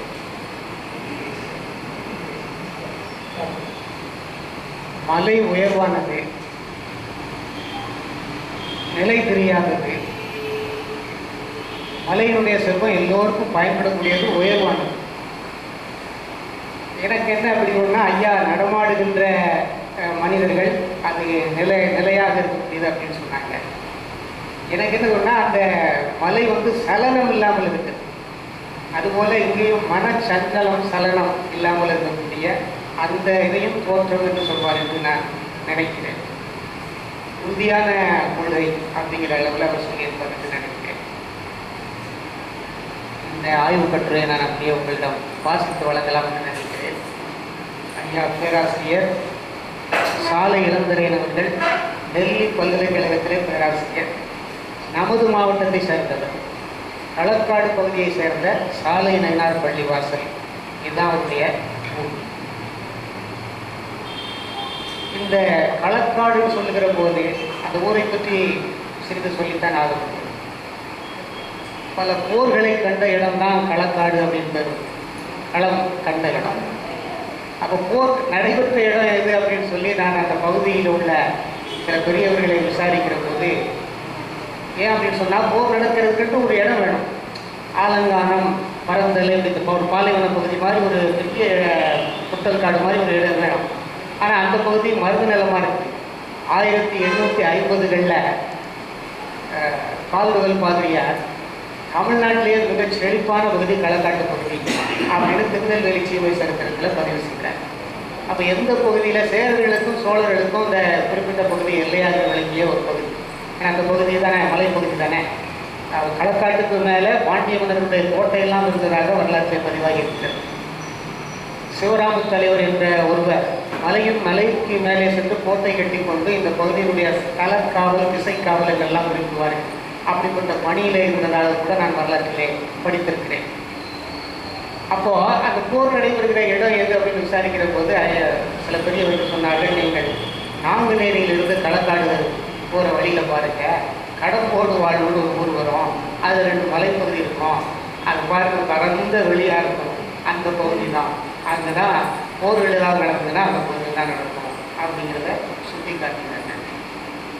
ரொம்ப அற்புதமான ஒரு செழிப்பான ஊர். அந்த பகுதியிலிருந்து டெல்லி வரை சென்று தமிழ் மனம் பிறக்கிறது. மானுடம் பூத்தது மானுடம். இந்த புத்தகம் கூட ஏதோ ஒரு இதழில் 4 இதழ்களாக இருக்குன்னு நினைக்கிறேன். அதாவது 4 பிரிவாக தான் அந்த புத்தகத்துக்குள்ள கவிதைகளை தொகுத்திருக்கிறார். ஒரு 4 தலைப்பில் அந்த கவிதைகள் இடம்பெற்றிருக்கின்றன. நான் தலைப்பை சொல்கிறேன். ஒரு தலைப்பில் நெஞ்சோடு நெஞ்சம், இதில் ஒரு 10 கவிதை. விட்ட குறை தொட்ட குறை அப்படின்னு ஒரு இதழ், அதில் 14 கவிதை. செயல் மணக்கும் தோள்கள் அப்படிங்கிறதுல 27 கவிதைகள், புதியதோர் நாகரிகம் இதில் ஒரு 15 கவிதைகள், மொத்தம் இந்த புத்தகத்தில் 66 கவிதைகளை அவர் எழுதியிருக்கிறார். அந்த கவிதையினுடைய பாடுபொருள் அப்படின்னு எடுக்கிற போது இவருடைய கவிதைகளில் என்ன இருக்குன்னா, பொது உடைமை சிந்தனைகள், மூடப்பழக்க வழக்கங்கள் ஒழிப்பு, தன்னிலை பெற்ற சமுதாயம், புதுமை வேட்கை, உலக சகோதரத்துவம், இதுதான் அவருடைய கவிதையினுடைய அடிநாதம் என்று சொல்லலாம். ஒரு கவிதை சிறப்பாக அமைய வேண்டும் என்று சொன்னால் கருத்து, கற்பனை, உணர்ச்சி, வடிவம், இந்த 4ம் இருக்க வேண்டும். இந்த 4ஐயும் எல்லா கவிதைகளிலும் இடம் எதிர்பார்க்க முடியாது. ஆனால் இவர் எடுத்துக்கொண்ட தலைப்பிலே இந்த 4 அமைப்புகளையும் உள்ளே கொண்டு வருவதற்கு முயற்சி செய்திருக்கிறார்னே நான் சொல்கிறேன். ஒரு 2000 ஆண்டுகளாக திருக்குறள் நம் கையிலே நிலவி வருகிறது என்று சொன்னால் அவருடைய கருத்து தான். கருத்து இல்லை என்று சொன்னால் அந்த கவிதை குப்பைக்கு சென்றுவிடும். அவர் கருத்து உள்ள கவிதைகளாக இருக்க வேண்டும் கவிதை என்று சொன்னார். சொல்லுகிற விதத்திலே கற்பனை நயத்துடனும் சொல்ல வேண்டும். ரொம்ப அருமையாக கற்பனையெல்லாம் பண்ணியிருக்கிறார். உள்ள ஒவ்வொன்றுக்கும் சில உதாரணங்கள், எடுத்துக்காட்டுகள், கவிதைகள் வச்சிருக்காங்க. உணர்ச்சி அப்படின்னு வேணும். கவிதைகள் நம்ம வாழ்க்கையில் உணர்ச்சியை வெளிப்படுத்துகிற மாதிரி நவரசம், மெய்ப்பாடுகள்லாம் சொல்லுகிறோம் அல்லவா, அது கவிதையிலும் இருக்க வேண்டும். பாரதி ரொம்ப அருமையாக பதிவு செய்வான். அந்த உணர்ச்சி நயமுக்கு ஒரு கவிதைக்கு ஒரு எடுத்துக்காட்டு. அந்த பாஞ்சாலியை துளிர்விட்ட காட்சியில் பீமன் கோபப்படுகிற மாதிரி வருகிற காட்சியை சொல்லுவான். துருபதன் மகளை திட்ட துள் நன் உடற்பிறப்பை இருபகடி என்றாய், இது பொறுப்பதில்லை அப்படின்னு சொல்லிட்டு எரிதலை கொண்டு வா, கதிரை வைத்திழந்தான் அண்ணன் கையை எரித்திடுவோம்மா. அந்த குல விளக்கை இவன் பகடைக்காயை வச்சு தோற்று போயிட்டான், கொள்ளிக்கிட்ட எடுத்துட்டு வா, எந்த கை சூதாடிச்சிருவா அந்த கையை அப்படியே எரிச்சு பொசிக்கிடுவோம் அப்படின்னு சொல்லி கோபப்படுவான். அந்த கவிதையை படிக்கிற போது அந்த கோப நயமும் உணர்ச்சியும் அந்த கவிதையில் வெளிப்படுவதை பார்க்க முடியும். சில கவிதைகளில் வடிவம் மட்டுமே அமைந்திருக்கும். வடிவம் என்று சொன்னால் யாப்புன்னு சொல்லுகிறோம் அல்லவா, இத்தனை எழுத்து அசை சேர்ந்து சொல்லி கணக்கு போட்டு சொல்வதுதான் வடிவம். நான் அடிக்கடி வகுப்பறையில் சில கவிதைகள் சொல்வதுண்டு. அந்த கவிதையில் என்ன இருக்கிற கண்டுபிடிங்கன்னு சொல்கிறேன். இதில் கருத்து இருக்கா, கற்பனை இருக்குதா, உணர்ச்சி இருக்குதா, வடிவம் மட்டும் இருக்குதா அப்படின்னு மாணவர்களை கண்டுபிடிப்பதற்காக, மாணவர்கள் கண்டுபிடிக்க வேண்டும் என்பதற்காக சில கவிதைகளை சொல்வது. அதில் மழை என்று ஒரு கவிதையை நான் அடிக்கடி சொல்கிறேன். மழை கவிதையினுடைய தலைப்பு. அது வெறும் வடிவம் மட்டும்தான் இருக்கும், வேறு ஒன்றுமே இருக்காது. ஆனால் கேட்பதற்கு ஒரு நல்ல அற்புதமான கவிதை போன்று அது தெரியும்.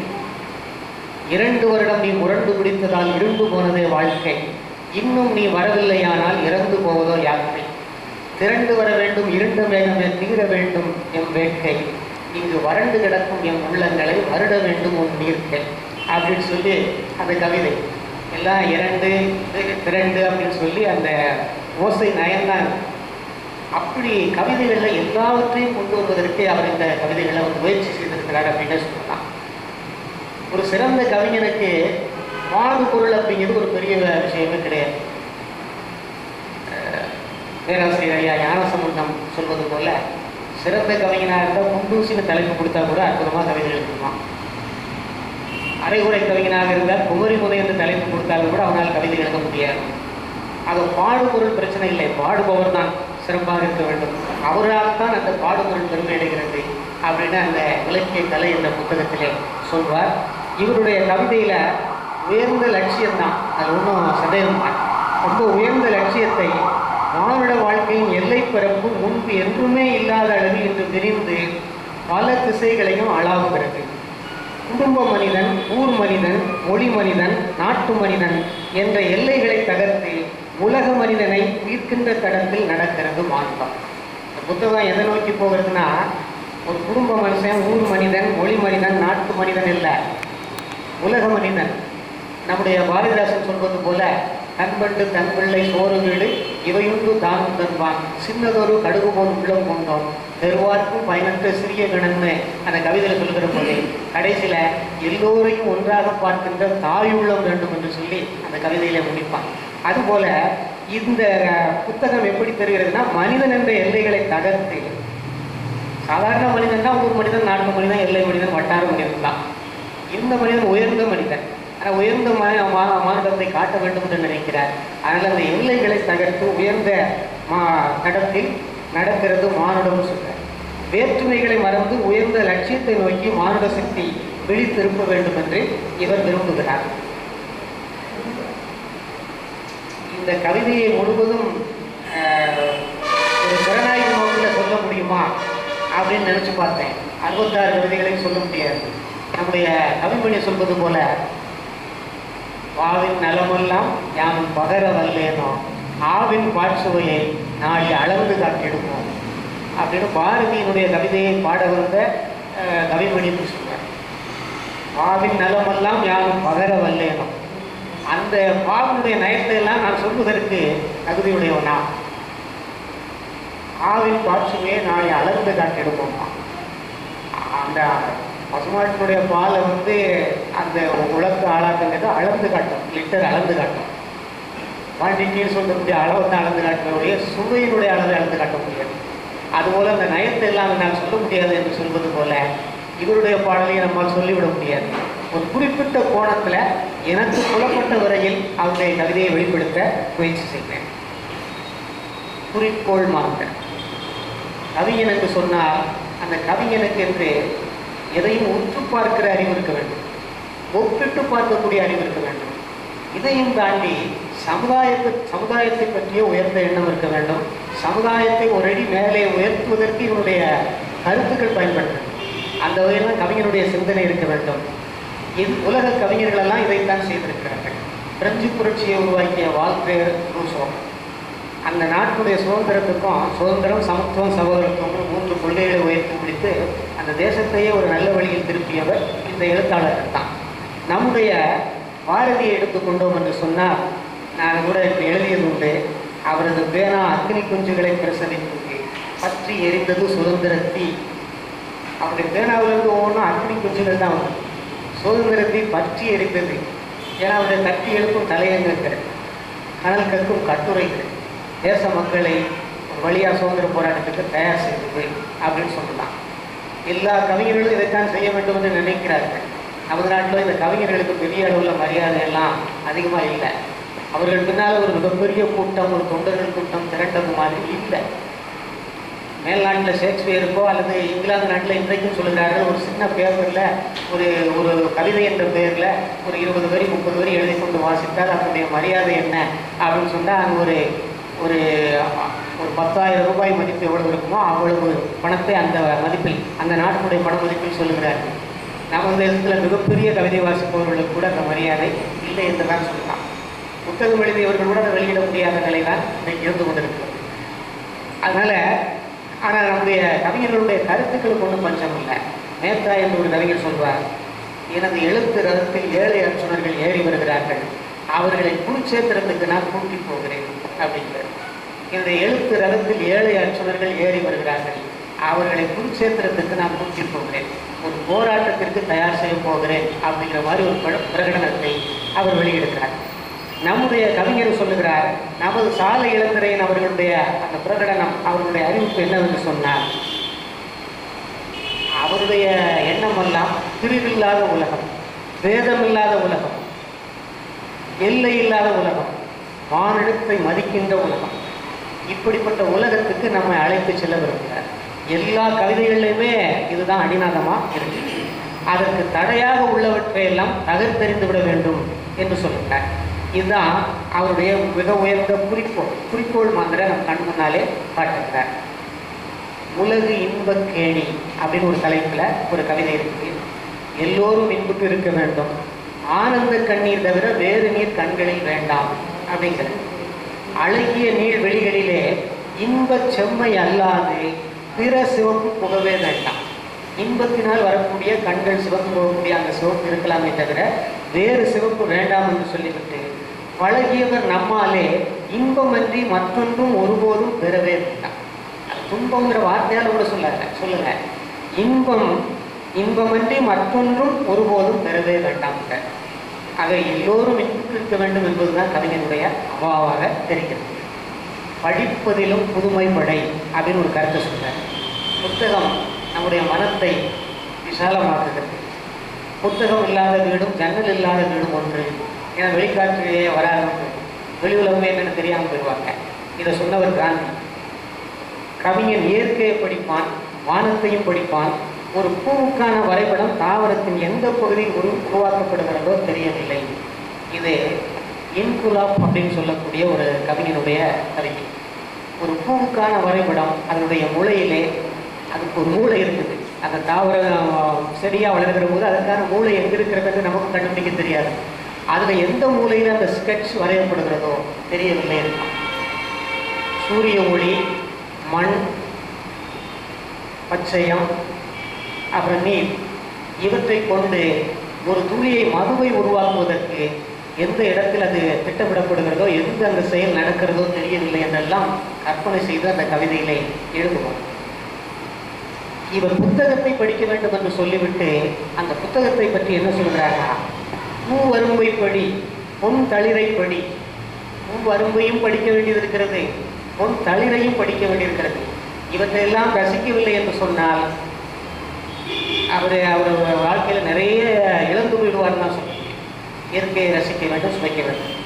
புத்தகத்தை படித்தோளா, அதை யாவரும் இப்படித்தான் படித்தானும் எண்ணத்தை நீ இடித்தோளா. எல்லாரும் புத்தகம் படிச்சிருக்கிறாங்க, இப்படித்தான் படிச்சிருக்காங்க அப்படின்னு சொல்றதை விட்டுடு. இப்படித்தான் படித்தார் அப்படிங்கிற எண்ணத்தை அப்படின்னா என்ன அர்த்தம்னா பல கோணத்தில் படி, புத்தகத்தை மிக தெளிவாக படி, அதற்குள்ள இருக்கக்கூடிய உண்மையான விஷயங்களை வெளியே கொண்டு வா அப்படிங்கிறது தான் அவருடைய நோக்கம் என்று நான் நினைக்கிறேன். அதனால் அவர் தமது தோழர்களுக்கு விடுக்கும் வேண்டுகோள் இது அப்படின்னு சொல்லலாம். எல்லாத்துக்கும் மேலாக ஆணி வேர் அப்படிங்கிறது அன்பு தான்ங்கிறது. அதாவது மரம் செடி கொடிகளை நாம் பார்க்கிறோம். ஒரு சின்ன ஒரு விஷயத்தை வைத்துக்கொண்டு மணிக்கணக்காக பேசுவதற்கு கூட வேண்டாம் அதாவது விஷயம் இருக்கு. சமீபத்தில் ஒரு சிறு குழந்தைகளுக்கான ஒரு புத்தகத்தை படித்து கொண்டிருக்கிறேன். அதில் மரம்ங்கிற தலைப்பில் செகாயோ அப்படின்னு ஒரு மரத்தை பற்றி ஒரு செய்தி இருந்துச்சு. அது உலகத்தில் மிகப்பெரிய மரம், உலகத்தில் மிகப்பெரிய விலங்கு திமிங்கிலம்னு சொல்கிறோம். இந்த மரத்தை பார்த்தா திமிங்கிலம்லாம் சாதாரணம். ஏன்னா அதனுடைய வேர்பரப்பே ஒரு 4 ஏக்கரில் பரவி கிடக்கு. 90 மீட்டர்லேருந்து 100 மீட்டருக்கு மேலே வளருது. அப்படின்னா கிட்டத்தட்ட 300 அடிக்கு மேலே வளருது. அதனுடைய மரத்தை அறுத்து வீடுகள் செய்தால் எத்தனையோ 10-20 வீடுகளுக்கு அந்த மரம் போதுமானதாக இருக்கும். எவ்வளவு தீக்குச்சி செய்யலாம், என்னென்னலாம் பயன் இருக்குது அப்படின்னு கேட்குறேன். அது சொல்லியிருப்பது மட்டுமல்ல, 2000 ஆண்டுகள் 3000 ஆண்டுகள் உயிர் வாழ்வோம். அந்த 3000 ஆண்டுகள் உயிர் வாழ்கின்ற அந்த மரத்தை பற்றி கிறிஸ்தவ மரத்து புனித நூலான விவிலியத்தில் கூட நீங்கள் அந்த சகாய மரம் எப்படி வேறுபட்டு பரவி இருக்கிறதோ அதுபோல் கடவுளுடைய வார்த்தைகளில் இருக்கக்கூடிய உண்மையும் அன்பையும் நீங்கள் துளாவி தேட வேண்டும். அந்த வேர்கள் பூமிக்கடியிலிருந்து நீரை ஊற்றுவதற்கு தேடுவது போல அப்படின்னு சொல்லி அந்த விவிலியத்தில் வரக்கூடிய நீர்மொழியை சுட்டி காட்டி அந்த கட்டுரை சென்றது. எல்லாரும் படிக்கிறது மாதிரி இல்லை, வித்தியாசமாக வேறுபட்ட முறையில் படி, பூ வழும்பை படி, பொன் தளிரை படி, புத்தகத்தை படித்தோளா, அதை யாவரும் இப்படித்தான் படித்தார்களும் எண்ணத்தை நீ இடித்தோளா. மற்றவர்களை விட நீ வித்தியாசமாக வேறுபட்டு இருக்க வேண்டும் என்பதை பதிவு செய்கிறார். அதாவது மரஞ்செடி கொடிகளில் அவற்றின் மலர்களின்றி மலர்வதில்லை. அந்தந்த மரம்னா அந்தந்த மலர் தான் மலரும் இல்லையா? ஒரு ரோஜா செடியில் ரோஜா பூ தான் மலரும். ஆனால் அன்பு மலர்கின்ற மனித மரத்தில் எத்தனை விதமான மலர்கள் அப்படிங்கிறது. அன்பு மலர்கின்ற மனித மரத்தில் துன்பச் சுடு சொல்லும் காய்த்து தொங்குகிறதே. வஞ்சம், வெறுப்பு ஆகிய வகைகளெல்லாம் இம்மரத்தில் பூப்பதே. அன்பாய் தளிர்ந்தும் அறிவாய் மலர்ந்தும் பண்பாய் கனியவில்லையே. அன்பாய் தளிர்ந்தும் அறிவாய் மலர்ந்தும் பண்பாய் கனியவில்லையே. இந்த மனித மரத்தில் தான் எத்தனை விதமான மனிதனுக்குரிய இயல்பான மலர்கள் இங்கே மலர்வதில்லையே, ஏன் அப்படின்னு ஒரு கேள்வியை விடுக்கிறார். அன்புதான் ஆணிவேர் அப்படிங்கிறது. அப்புறம் ஒரு பாடலில் இனிமையான ஒரு ஓசை நயத்தை பார்க்கிறேன். மனித பிறவி உலகத்தில் உயர்வாங்க, அவனுடைய மாற்றம் வளர்ச்சிங்கிறது அளவிட முடியாது. இந்த குழந்தைகள் அழகாக திருக்குறள் சொன்னாங்க, நம்மில் தம் மக்கள் அறிவுடைமை மாநிலத்து மண்ணுயிர்க்கெல்லாம் இணைந்து. மனிதர்களுக்கு மட்டுமல்ல, உலகத்தில் உள்ள அத்தனை உயிர்களையும் அடக்கியாளக்கூடிய ஒரு மனிதன். அப்போ நல்ல பண்புடைய அறிவுடைய குழந்தைகள் பிறக்கிற போது இந்த உலகத்தில் உள்ள உயிர்களுக்கெல்லாம் இணைது அப்படின்னு பொதுவாகவே சொல்வதை பார்க்கிறோம். இந்த மானுட பிறவி உயர்ந்தது தான். இந்த மானுட பிறவி எப்படிப்பட்டதுன்னா உயர்ந்தது. நாகரிக சோதி வீசும் ஒளிவிளக்கு, வேதங்களை வெட்டும் கோடரி, ஆயுதம் இல்லாமல் வெல்லும் அகிம்சையை கற்றது. காந்தியை தான் இந்த நேரத்தில் நினைவுறுத்தணும். பள்ளம் மேட்டை சரி செய்வது, இதுதான் மனித பிறவி. இக்கவிதையின் சந்தனயத்தை சுவைத்து மகிழுங்கள் அப்படிங்கிறதுக்காக இந்த கவிதையை பார்த்தேன். நத்தையல்ல சொத்தையல்ல நல்ல முத்து மானுடன், நாகரிக சோதி வீசும் நாகமுத்து மானுடன், வித்தை என்னும் வேதமென்னும் மேலுரைத்து மக்களை வேறு வைத்த பேர் நடுங்கும் வீரமுத்து மானுடன், வில்லில்லாமல் வேலில்லாமல் வெல்லும் முத்து மானிடன், வேதம் தன்னை வேரில் கட்டும் வேகமுத்து மானுடன், கல்லறிந்து பூமுதிர்க்கும் கண்ணில்லாத தீயரை கட்டி வைத்து தோலுரைக்கும் காவல் முத்து மானுடன், உலகத்து நாயகியே எங்கள் முத்து மாறினு பாரதி ஒரு பாட்டில் எழுதின மாதிரி அந்த நயத்தை பயன்படுத்தியிருப்பார் என்று நினைக்கிறேன். மிக அருமையான அந்த ஓசை நயம் இருக்கிறத பார்க்கிறேன். மனிதனை அவர் சொல்லுகிறார் வீர ஞான மேதை அப்படிங்கிற. வீர ஞான மேதை, வீரம் தைரியம், புலன்களை வெல்வதுதான் வீரம் என்று அவை ஒரு இடத்துல குறிப்பிட்டார். புலனைந்தும் வென்றான் வீரமே வீரம் என்று பேசுகிறார். அப்போ அடக்கம் என்பதும் ஒரு வீரம். பேராண்மை அப்படின்னு சொன்னவர் ஊராண்மை அப்படிங்கிற வார்த்தையெல்லாம் திருவள்ளுவர் பயன்படுத்தியிருக்கிறத பார்க்கிறோம். மனிதன் வீரனாக இருக்க வேண்டும், ஞானமுடையவனாக இருக்க வேண்டும், மேதமை உடையவனாக இருக்க வேண்டும். மனிதனை ஒரு வீர ஞான மேதை அப்படிங்கிறது. முயற்சியால் அவற்றிற்குரிய வலிமையை பெருக்கிக் கொள்ள வேண்டும். இந்த மூன்றிற்குரிய வலிமையை முயற்சியால் பெருக்கிக் கொள்ள வேண்டும். வெட்ட வெட்ட மரம் தளிர்க்கிறது, முட்ட முட்ட வெள்ளம் மேலிருந்து ஆர்ப்பரிக்கிறது. அதுபோல வலிமையையும் இன்னல் கண்டு திண்மை பொங்கும் உள்ளத்தை வளர்த்துக் கொள்ள வேண்டும் என்று கூறுகிறார். அப்போ முயற்சி செய்ய வேண்டும், நற்பண்புகளை வளர்த்துக் கொள்கிற முயற்சியிலே மானுடம் ஈடுபட வேண்டும் என்று சொல்கிறார். நம்முடைய அன்னை காத்து நிற்கிறாள். அந்த என்ன அன்னை காத்து நிற்கிறாள்? நம்முடைய பூமாதை உலகம், இந்திய அன்னை பாரத மாதா எப்படி வேணாலும் எடுத்துக்கலாம். காத்து நிற்கிறாள் அன்னைன்னு சொல்லிட்டு அவருடைய பாரதமும் இந்தியான்னு சொல்வதை விட உலகத்தை ஒரு அன்னையாக பார்க்கிறார். ஒன்றுபடுங்கள் மனிதர்களே, நம் ஒற்றுமையை காண காத்திருக்கிறாள் நிலமடந்தை, அவள் அகத்தில் இன்பம் எழ ஒன்றுபடுங்கள் அப்படின்னு சொல்லிட்டு, தோள்கள் உடையவர்கள் ஒன்றுபடுங்கள், புது தோற்றம் விளைபவர்கள் ஒன்றுபடுங்கள், ஆண்கள் இணைந்த கதை கேட்டுவிடது, ஆள்கள் இணைந்த கதை கேட்டுவிடதே கூடிய அன்னை நெடுநெடுக காத்திருக்கிறாள். 4 சிறுநரிகள் ஒன்றுபட்டதும் தனி 4000 புலியை வென்று விட்டதும், ஊருள் படித்தவரே எம் புலிகளே அந்த சோகக்கதையினையும் இங்கிருப்பதோ.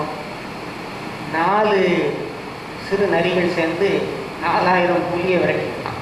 இந்த கதையெல்லாம் இனி இருக்கக்கூடாது அப்படிங்கிற எங்கேயோ நம்முடைய சுதந்திர உணர்வை தட்டி எழுப்பது போல அந்த கவிதையினுடைய கருத்துக்களை நான் பார்க்கிறேன். ஒன்றுபட்டால் உண்டு வாழ், நம்மில் ஒற்றுமை நீங்கினேன் அனைவருக்கும் தாழ்வன்றோம். கவிஞர்களே, வாழ்க்கையை பாடுங்கள் அப்படிங்கிறார். ஏன் வாழ்க்கையை பாடுங்கள் சொன்னார்னா, எல்லாரும் ஏழைகளுடைய வயிற்று பசியவோ சாதாரண மனிதர்களுடைய வாழ்க்கையோ பாடலை. இதை வைரமுத்து கவிதைக்கு போனால் தெரியும். நம்முடைய பாரதியை புகழ்வான்.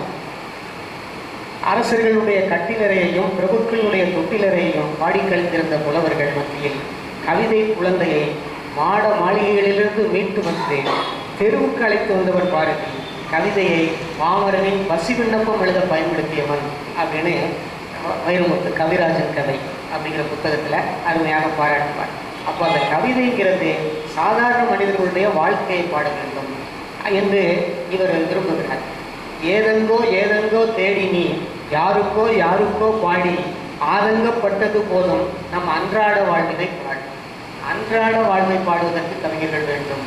எங்கேயோ ராஜமாடங்களில் இருக்கக்கூடியதை பற்றி நீ பாட வேண்டாம் அப்படின்றார். விண்ணையும் மண்ணையும் பாடி கனவுலகத்தில் சஞ்சரிக்காமல் வாழ்க்கையை பாட அழைக்கிறார். வாழ்க்கையின் வெற்றியை பாட அழைக்கிறார். இசையின் கதவை திறப்போம். அதாவது கிளி கூண்டுக்குள்ளே அடைபட்டு கிடக்குது. ஆனால் அதுக்கு எல்லையில்லா வானம் இருக்குது. சிறகிருக்கிறது, பறப்பதற்கு வானம் இல்லை. நாம் தான் கூண்டுக்குள்ளே அடைச்சிடோமே, அதற்கு அழகாக கூடு கட்ட தெரியும். ஆனால் நம்ம கூண்டுக்குள்ளே அடைச்சி பார்க்குறதுல நமக்கு ஒரு மகிழ்ச்சி இருக்குது. அதில் எல்லையில்லா வான்வெளியில் அதை பறக்க விடுகிறார். அதற்கு கூண்டெல்லாம் தேவையில்லை. நாளும் கிழமையும் பார்த்து நாம் முடங்கி கிடக்கிறோம். ஒற்றை தனிமையில் வாடுகிறோம். உறவோடு இணைந்து வாழ மறுக்கிறோம். பற்றை அறுத்தது வாழ்ந்தது போதும், இனி வாழ்வில் இணைந்தே இருக்கிறோம். இந்த உலகம் பற்றி அறுக்க வேண்டும் என்பது நம்முடைய இலக்கியங்களுடைய சாரமாக, சமய இலக்கியங்களுடைய சாரமாக இருக்கும். இவங்க சமய இலக்கியங்களுக்குள்ளெல்லாம் போகலை. நீங்கள் அதை அப்படி பற்றி அறுக்கவே வேண்டாம். எல்லோரும் ஒன்றுபட்ட வாழ்க்கையை வாழ்வோம்னு சொல்லி வாழ்க்கையை பற்றி சொல்லுகிறதுனால நாளும் கிழமையும் பார்த்தது போதும் நாதக்கிளிய பரவல. எங்கோ திருவாசகத்தில் உந்தீபரங்கிற பாடலுடைய நினைவு அவருக்கு வந்திருக்கு என்று நினைக்கிறேன். நாளும் கிழமையும் பார்த்தது போதும் நாதக்கிளிய பரவர, புது நாட்டக்கிளிய பரவர, தேளும் புதர்களும் சேர்த்தது போதும் சீற்றக்கிளிய பரவர, புது திக்கின் கதவை திறந்த. நாள் கிழமையும் பார்ப்பது என்பது மூட நம்பிக்கை என்பது அவருடைய எண்ணம். அதனால் அந்த கிளியை சுதந்திரமாக பறக்கணும்னு நினைக்கிறார். நாளும் புதர்களும் சேர்த்தது போதும் சீற்றக்கிளிய தேளும் பழமைவாதம், கன்சர்வேட்டிவ்னு ஆங்கிலத்தில் சொல்லுவோம். அப்போ அந்த பழமைக்குள்ள மூழ்கி போகக்கூடாதுங்கிறதுக்காக அந்த கிளியை பறக்க விடுவதாக சொல்கிறார். திசையின் புது திக்கின் கதவை திறக்கிறார். ஒற்றை தனிமையில் ஊர்ந்தது போதும் ஒன்று கலந்தே பரபர, உறவோடும் இணைந்தே பரபர. அது கூண்டுக்குள்ள இருக்கும்போது ஒற்றை தனிமை இல்லையா, அது மிக கொடுமை. அந்த ஒற்றை தனிமையிலிருந்து பறந்து உறவோடும் இணைந்தே பரபர. பற்றை அறுத்திடும் பாதைகள் போதும் வாழ்வில் இணைந்தே பரபர, பொது வாழ்வு சிறக்க பரபர. பொது வாழ்வு சிறக்க வேண்டும் என்று சொல்லுகிறார். இது மாணிக்கவாசகருடைய அந்த திருவாசக பாடல்களோடு இணைத்து நோக்கத்தக்க ஒரு கவிதைன்னு சொல்லலாம். அப்புறம் நம்முடைய பொங்கல் இருக்கிறது. அந்த பொங்கலை பற்றி பாடுகிற போது கவிஞர் காண்பது பாருங்க, கவிஞர் காண்பது புதுமை பொங்கல். இது சமத்துவ பொங்கல், உழைப்பாளர்களின் மகிழ்ச்சி பொங்கல். நெல் விளைந்த மானிடத்தில் புல் நிமிர்ந்தது, அதை தீத்தொழிக்க உன்னிரும்பு தோல் நிமிர்ந்து. புல் திருச்சி நெல் விளைத்த பூரிப்போடு நீ பொங்கலோடு பொங்கி ஆடுவி. உன் உழைப்பு கைகளுக்குள் வாக்கு இருக்கையில், உன் உத்தமிக்கும் அந்த செல்வம் வாய்த்திருக்கையில், இன்னும் என்ன வேண்டும் தந்து ஏன் திகைக்கிறாய், உன் எண்ணம் போல யாவும் அக்க ஏன் தயங்குகிறாய். இந்த பாடல்களோட ஒரு 2 கருத்து இருக்கிறதா அந்த விளக்கத்தை கேட்க நினைச்சேன். உன் உழைப்பு கைகளுக்குள் வாக்கு இருக்கையில், உன்னுடைய உழைப்பு என்ற கைகளுக்குள் வாக்கு என்ற வாக்குவன்மை அல்லது உண்மைன்னு எடுத்துக்கலாம். இன்னொன்று ஜனநாயகம் சொல்லுகிற போது வாக்கு உன்னுடைய கையில் இருக்கிறது, அதை ஆயுதமாக பயன்படுத்து என்பது போலவும் இருக்கு. உன்னுடைய கையிலையும் அந்த ஆயுதம் இருக்கிறது, உன்னுடைய உத்தமி கையிலையும் அந்த செல்வம் வாய்த்திருக்குது. இன்னும் என்ன வேண்டும் தம்பி ஏன் திகைக்கிறாய், உன் எண்ணம் போல யாவுமாக்க ஏன் திகைக்கிறது. நாட்டை நல்ல தலைவர்கள் ஆள வேண்டும் என்பதற்கு கிட்டத்தட்ட அதில் ஒரு 10 கவிதைகளாக பார்த்துருக்கேன். சிறந்த தமிழ் உணர்வுடையவர்கள், முற்போக்கு சிந்தனை உடையவர்கள் நாட்டை ஆள வேண்டும் என்று நினைக்கிறார். அதனால் நீ வாக்கை ஒழுங்காக பயன்படுத்தி இருப்பது போல அந்த கவிதை சொல்கிறது.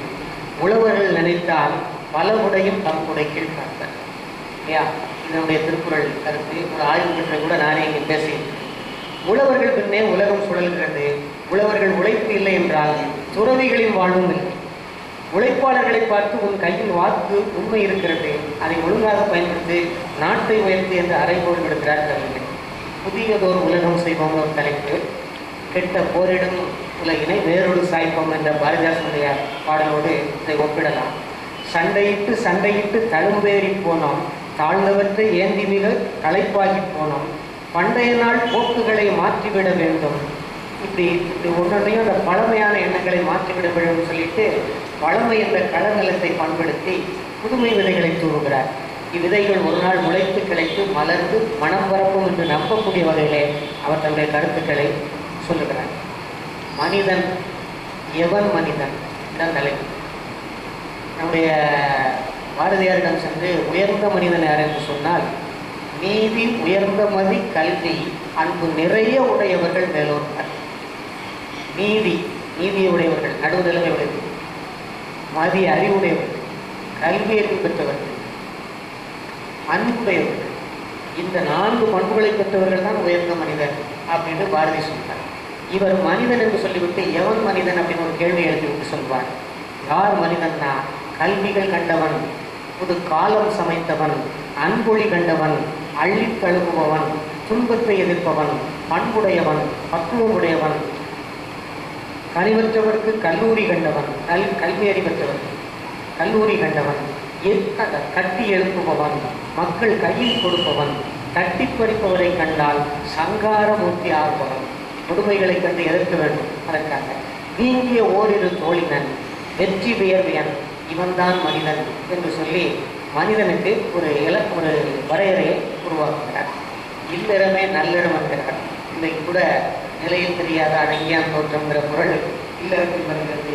அதனால் இல்லற பண்பிலிருந்து வலுவாமல் அப்படிங்கிற ஒரு விவாதம்.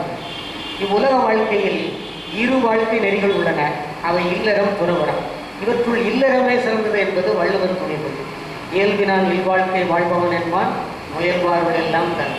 இல்லறம் சிறந்ததா துறவரம் சிறந்ததா என்று கேட்டால் அந்த கேள்விக்கான விடையை இந்த திருக்குறள் தான் பகிர்கிறது. நமது கவிஞரும் இல்லறமில்லா எவ்வரமேனும் இருட்டாம், இல்லறம் அல்லா எவ்வரமேனும் இருட்டுகிற திருட்டுக்கு இடமாம் அறிநீங்க. இல்லர் பலராகிய காரணம் நோற்பார் சிலர் நோலாதவர் தான். உண்மையிலேயே தவறு செய்கிறவங்க சில பேர் தான். அதனால தான் ஒழுக்கக்கேடுகளுக்கு காரணம். அப்போ இல்லறம் அல்லா நல்லறமேனும் இருட்டாம், திருட்டுக்கு இடமாம் அறிநீ. மெல்லியலில்லா வீரம் கரையிலா வீரம். மெல்லியலோடு சேர்ந்து வாழ்கின்ற அந்த வாழ்க்கை தான், அதுதான் வீரம். மற்றதெல்லாம் கரையிலா வெள்ளம். கரையில்லாத வெள்ளம் அடித்து கொண்டு சென்று எங்கே போகணும்னு சொல்ல முடியாது. அழிவே விளைவாம் அறிஞி அப்படிங்கிறது. இல்லறம் அல்லது நல்லறம் என்று கூறுகிறார். காரணம், உண்மையில் தவறு செய்கிறவர்கள் சிலராகவும் தவறு செய்பவர் போல துறவிகள் போல நடிப்பவரே பலராவர். இதனையே வள்ளுவரும் நெஞ்சில் துறவார் துறந்தார் போல் வஞ்சித்து வாழ்வாரின் வங்கனார் இல் என்று கூறுகிறார். இந்த மானுட வெள்ளமானது எப்படி இருக்க வேண்டும்? கவிஞனுடைய கவிதைகளில் மானுட வெள்ளம் காட்டாராய் பாய்கிறது. அதில் சருகுகள் எல்லாம் அடித்துச் செல்லப்படுகின்றன. பழமைவாதம், மூட நம்பிக்கை, சாத்திர குப்பைகள் இவைகளெல்லாம் அந்த வெள்ளத்திற்கு எதிரே நிற்க முடியவில்லை. எனக்கு தொழில் கவிதை பாரதியினுடைய பிரபலமான வாசகங்கள். நாட்டுக்குழைகள் இமைப்பொழுதும் சோறாக இருக்கு. இங்கே இவர் என்ன சொல்கிறாருன்னா, எனக்கு என்ன சொல்கிறாருன்னா, வானம் இருந்தும் பூமி இருந்தும் வாழ்க்கை இல்லாதவர் மூச்சிலே வாள்களை மிஞ்சும் வேல்களை மிஞ்சும் வல்லமை ஊட்டுவது என் தொழில். வாள்களை மிஞ்சி வேல்களை மிஞ்சி வல்லமை ஊட்டுவது தான் இந்த தொழில் அப்படிங்கிறது. மண்ணை அளந்தும் மாபொருள் செய்தும் வாழ்க்கை இல்லாதவர் தொழிலே பங்கு பிரிக்கும் அவ்வதிகாரம் வாரி நிரப்புவது. எல்லோருக்கும் சமமாக எல்லாம் கிடைக்க வேண்டும். அதை அப்படி ஒரு பங்கு போட்டு கொடுப்பது என்னுடைய தொழில். வல்ல இருட்டே அள்ளி அணிந்தே மந்த நடப்பவர் காலிலே வந்து திரிந்தான் செங்கதிர் எனும் வார்த்தை நிரப்புவது என்பது. சமத்துவம் வளர்ந்தது, சூரியன் வந்துவிட்டது அப்படின்னு சொல்கிற மாதிரி, அந்த ஒளி எல்லாருக்கும் பொது அல்லவா அப்படி சொல்கிற மாதிரி இதுதான் என்னுடைய தொழில். மோதலில் இன்பம் கண்டு கிடக்கும் மூடர் அவர்களின் நெஞ்சிலே புன்னகையாலே உண்டு கலக்கும் புத்தியை ஊட்டுவது என்பது. மோதல்கிறதெல்லாம் வேண்டாம், புன்னகை ஒன்றே போதும். அப்படி ஒரு புத்தியை ஊட்டுவது தான் என் தொழில்னு சொல்லிட்டு ஏனெனில் அந்த பாட்டில் ஒவ்வொன்றையும் சொல்றாரு. நான் ஒரு பாவலர். இது ஒரு உத்தியாக பயன்படுத்துகிறார். இந்த கவிதையினுடைய ஒரு உத்தி. எழுச்சியை ஊட்டக்கூடிய உணர்ச்சி கவிஞராக இருக்கிறார். கவிஞர் போற்றும் கவிஞர்கள். ஆனால் இவரது கவிதைகளில் மண்வெட்டி சுப்பன் ஒரு பக்கமும் மாளிகையப்பன் ஒரு பக்கமாக இந்த மாநில வண்டியை எடுத்து செல்கிறார்கள். மண்வெட்டி சுப்பன், அப்புறம் மாளிகையப்பன். நீங்கள் பாரதிதாசனுடைய பாடலுக்கு தான் போகணும். ஓடப்பராயிருக்கும் ஏழையப்பர் யாவரும் உதயப்பராகிவிட்டால் அந்த பாட்டோட ஒப்பிட்டு பார்த்து வச்சுக்கிறார். நான் எதையாவது பாடி வைப்பேன், அதை நீங்கள் செயற்படுத்த வேண்டும் என்று தூர விலையில் என்று சொன்னவர்கள் நம் பழமை கவிஞர்கள். பாரதிதாசன் போன்ற ஒரு சிலர் மட்டுமே இந்த விதிக்கு விலக்காக இருந்தார்கள் என்கிறார் கவிஞர். ஆம், பாரதி காலத்தில் இந்தியாவை ஒரு நாடாக கருதி தேசியத்தை வளர்த்த கவிஞர்கள் குறைந்தான். அந்த விதிக்கு விலக்காக பாரதி தாய்மொழியை தூக்கி பிடித்து தேசத்தையும் தெய்வீகத்தையும் தமது பாடுபொருளாக மாற்றியதால் தான் இன்றும் நினைவு கூறப்படுகிறார். பாரதிதாசனை பொறுத்தவரை மொழியை தம் உயிராகவே கருதினார். உழைப்பையும் உழைப்பாளர்களையும் உயர்த்தி பிடித்தார். அவரது சிந்தனை புதிய கோணத்தில் மாறுபட்டிருக்கிறது. அவளை சொல்லுகிற போதெல்லாம் உயிர், அந்த அளவுக்கு மற்ற யாரும் உயிர்னு சொன்ன மாதிரி செந்தமிழே உயிரே நருந்தேனேமா எல்லா இடத்துலையும் தமிழுக்கு அமுதன்கள் அது மறுபடியும் உயிர் வந்தோம். எல்லா இடத்துலையும் தமிழை உயிரை விட உயர்வான பொருள் இருப்பதாக நான் அடிக்கடி இதை சொல்வது உண்டு. ஏன்னா ஓமை என்பது உயர்ந்த தன் மேற்றேன்னு தொல்காப்பியம் சொல்வது போல உயர்ந்த பொருளை ஓமையாக்கி ஒப்பில்லாத பொருளை உண்மையாக்குவான். நம்முடைய பாரதிதாசனை பற்றி சிறப்பாக பாரதிதாசன் பரம்பரை கவிஞர்னு சொல்லலாம். முடியரசன், வாணிதாசன் அந்த வரிசையில் ஏன் சாலை இளங்கரையை சேர்க்கக்கூடாது என்று தான் நான் நினைக்கிறேன். ஏன்னா பாரதிதாசனை பற்றி சொல்லுகிற போது வைரமுத்து கவிதை ஒன்று தான் எனக்கு ஞாபகம் இருக்கிறது. ஒரு வித்தியாசமான சிந்தனை வேண்டும் அல்லவா? எல்லோரும் சிந்திக்கிற பாதையிலே செல்ல வேண்டாம். ஒரு தாமரை பூவினுடைய நிறத்திலே கபிலன் முதல் கம்பன் வரை, வரணன் முதல் பாரதி வரை பெண்களின் கண்ணச் சிவப்பையை கண்டு கொண்டிருக்கையில் இவன் ஒருவன் தான் உழைப்பாளர்களின் கைகளின் சிவப்பை கண்டான் என்று பதிவு செய்தார். எனவே பாரதிதாசன் பேசப்பட்டிருக்கிறார். கவிஞருடைய கடைசியாக ஒரு வேண்டுகோள் விடுகிறார், அதை முடிக்கிறேன். பொழுது புலர்கிறது, கிழக்கே உதயம். கிழக்கு திசையில் மட்டும் உண்டாகவில்லை, அது வெளிச்சம் எல்லா திசைகளிலும் பரவுகிறது. எல்லோருடைய உள்ளங்களிலும் புதிய உதயம் ஏற்படுகிறது. புதிய மானுடப்பு மெல்ல மெல்ல இதழ் நெகிழ்த்து பூக்கிறது. இதனை உங்களுக்கு காட்டவே கவிதைகளை எழுதியுள்ளேன். இவற்றில் புதுமைகளை தேடுங்கள். வேண்டுகோள் விடுகிறார் என்னன்னா, இவற்றில் புதுமைகளை தேடுங்கள். கலைஞன் என்பவன் மானுட சமுதாயத்திற்கு புது புது வாழ்வியல் பாதைகளை சமைப்பவன். ஏற்கனவே எடுத்து சொல்லப்பட்ட எந்த கோட்பாட்டுக்கும் அவன் பின்பாட்டு பாடுவதில்லை. ஏற்கனவே எடுத்து சொல்லப்பட்ட எந்த கோட்பாட்டுக்கும் அவன் பின்பாட்டு பாடுவதில்லைன்னு சொல்லிட்டு இலக்கியத்துறை, அரசியல் துறை முதலியவற்றிலிருந்து வருகிற இசம், இயம், அண்ணாயிசம், பெரியாரிசம், காந்தியம் இப்படிலாம் சொல்கிறோம் இல்லையா, அதை சொன்னார். இலக்கியத்துறை, அரசியல் துறை முதலியவற்றிலிருந்து வருகிற இசம், இயம் எதையும் இந்த கவிதைகளிலே நீங்கள் தேடி கலைக்க வேண்டாம் என்று ஒரு அன்பான வேண்டுகோளை வைக்கிறார். இதெல்லாம் எனக்கு ஒரு சின்ன முரண்பாடு உண்டு. எந்த இசத்தையும் எந்த ஏத்தையும் நீங்கள் இதில் தேடி பார்க்க வேண்டாம் என்று சொன்ன கவிஞருடைய கவிதையிலே சோசலிசம் 4 இடங்களிலே வருகிறது. தென்றலை பாடுகிற போது சோசலிச தென்றல் என்ற வார்த்தையை குறிப்பிடுகிறார். இந்த நூலின் முதல் பதிப்பில் இடம்பெற்ற ஒரு கவிதை, அதை பேராசிரியர் மறைமலை இலக்குவனாருடைய மகனாக இருக்க வேண்டும் அவர் சுட்டி காட்டுகிறார். ஒரு புத்தகத்தை கொடுத்துருக்கிறீங்க, அந்த புத்தகத்தில் மூத்த தமிழகம்னு ஒரு கவிதை இருக்குது. அது இந்த நூலினுடைய பாடுபொருளுக்கும் அந்த கவிதைக்கும் தொடர்பே இல்லை என்பதை சுட்டி காட்டுகிறார். அப்படி சுட்டி காட்ட உடனே சாலை இளந்தரையும் இந்த கவிதையை மாற்றிவிட்டு தாங்கள் சுட்டி காட்டியதற்கு நன்றின்னு சொல்லிட்டு நாடற்றவர்கள், அதாவது அகதிகள்னு சொல்கிறோம் இல்லையா, அப்படி ஒரு கவிதையை இந்த புத்தகத்தில் கொண்டு வருது. அதை நான் இந்த இடத்துல பதிவு செய்ய விரும்புகிறேன். நாடற்றவர்கள் கவிதை 2ஆம் பதிப்பில் சேர்க்கப்பட்டதுன்னு சொல்லிட்டு இலக்கியத்துறை, அரசியல் துறை உள்ள இசமயம் ஆகிய எதற்குள்ளும் எனது கவிதையை அடக்க வேண்டாம் என்று கவிஞர் கூறுகிறார். ஆனால் புதுப்பொங்கல் என்ற கவிதையை சோசியலிசம் என்ற சொல்லை கவிஞர் 4 இடங்களில் அந்த கவிதையை அந்த சொல்ல பயன்படுத்தினார். அதெல்லாம் சொல்லிட்டு இதை நீங்கள் மாற்றணும்னு நான் சொல்ல வரல. ஆனால் இவர்களுக்கு அந்த குடும்பத்தை சேர்ந்தவர்கள் இன்றைக்கு வந்திருப்பார்கள் என்று நினைத்தேன், வரவில்லை. ஆனால் என்னுடைய வேண்டுகோள்னு சொன்னால், ஒரு இரக்கத்தை பாடுகிற போது, அகிம்சையை பாடுகிற போது காந்தியம் கண்டிப்பாக வரும். மூடப்பழக்க வழக்கத்தை சாடுகிற போது கண்டிப்பாக பெரியாரிசம் வந்தேது. சமத்துவம் பாடுகிற போது சோசலிசம் கண்டிப்பாக வந்தேது. இதையெல்லாம் கவிஞராகி உங்களுக்கு பெருமையே அப்படின்னு சொல்லிட்டு நீங்கள் எதையும் தேடி கலைக்க வேண்டாம்னு சொல்கிறீங்க. ஆனால் அதுக்குள்ள தேடி கலைப்பதற்கு இது இருக்கிறது. இதிலெல்லாம் நீங்கள் ஒன்றும் குறைந்து போக மாட்டீர்கள்.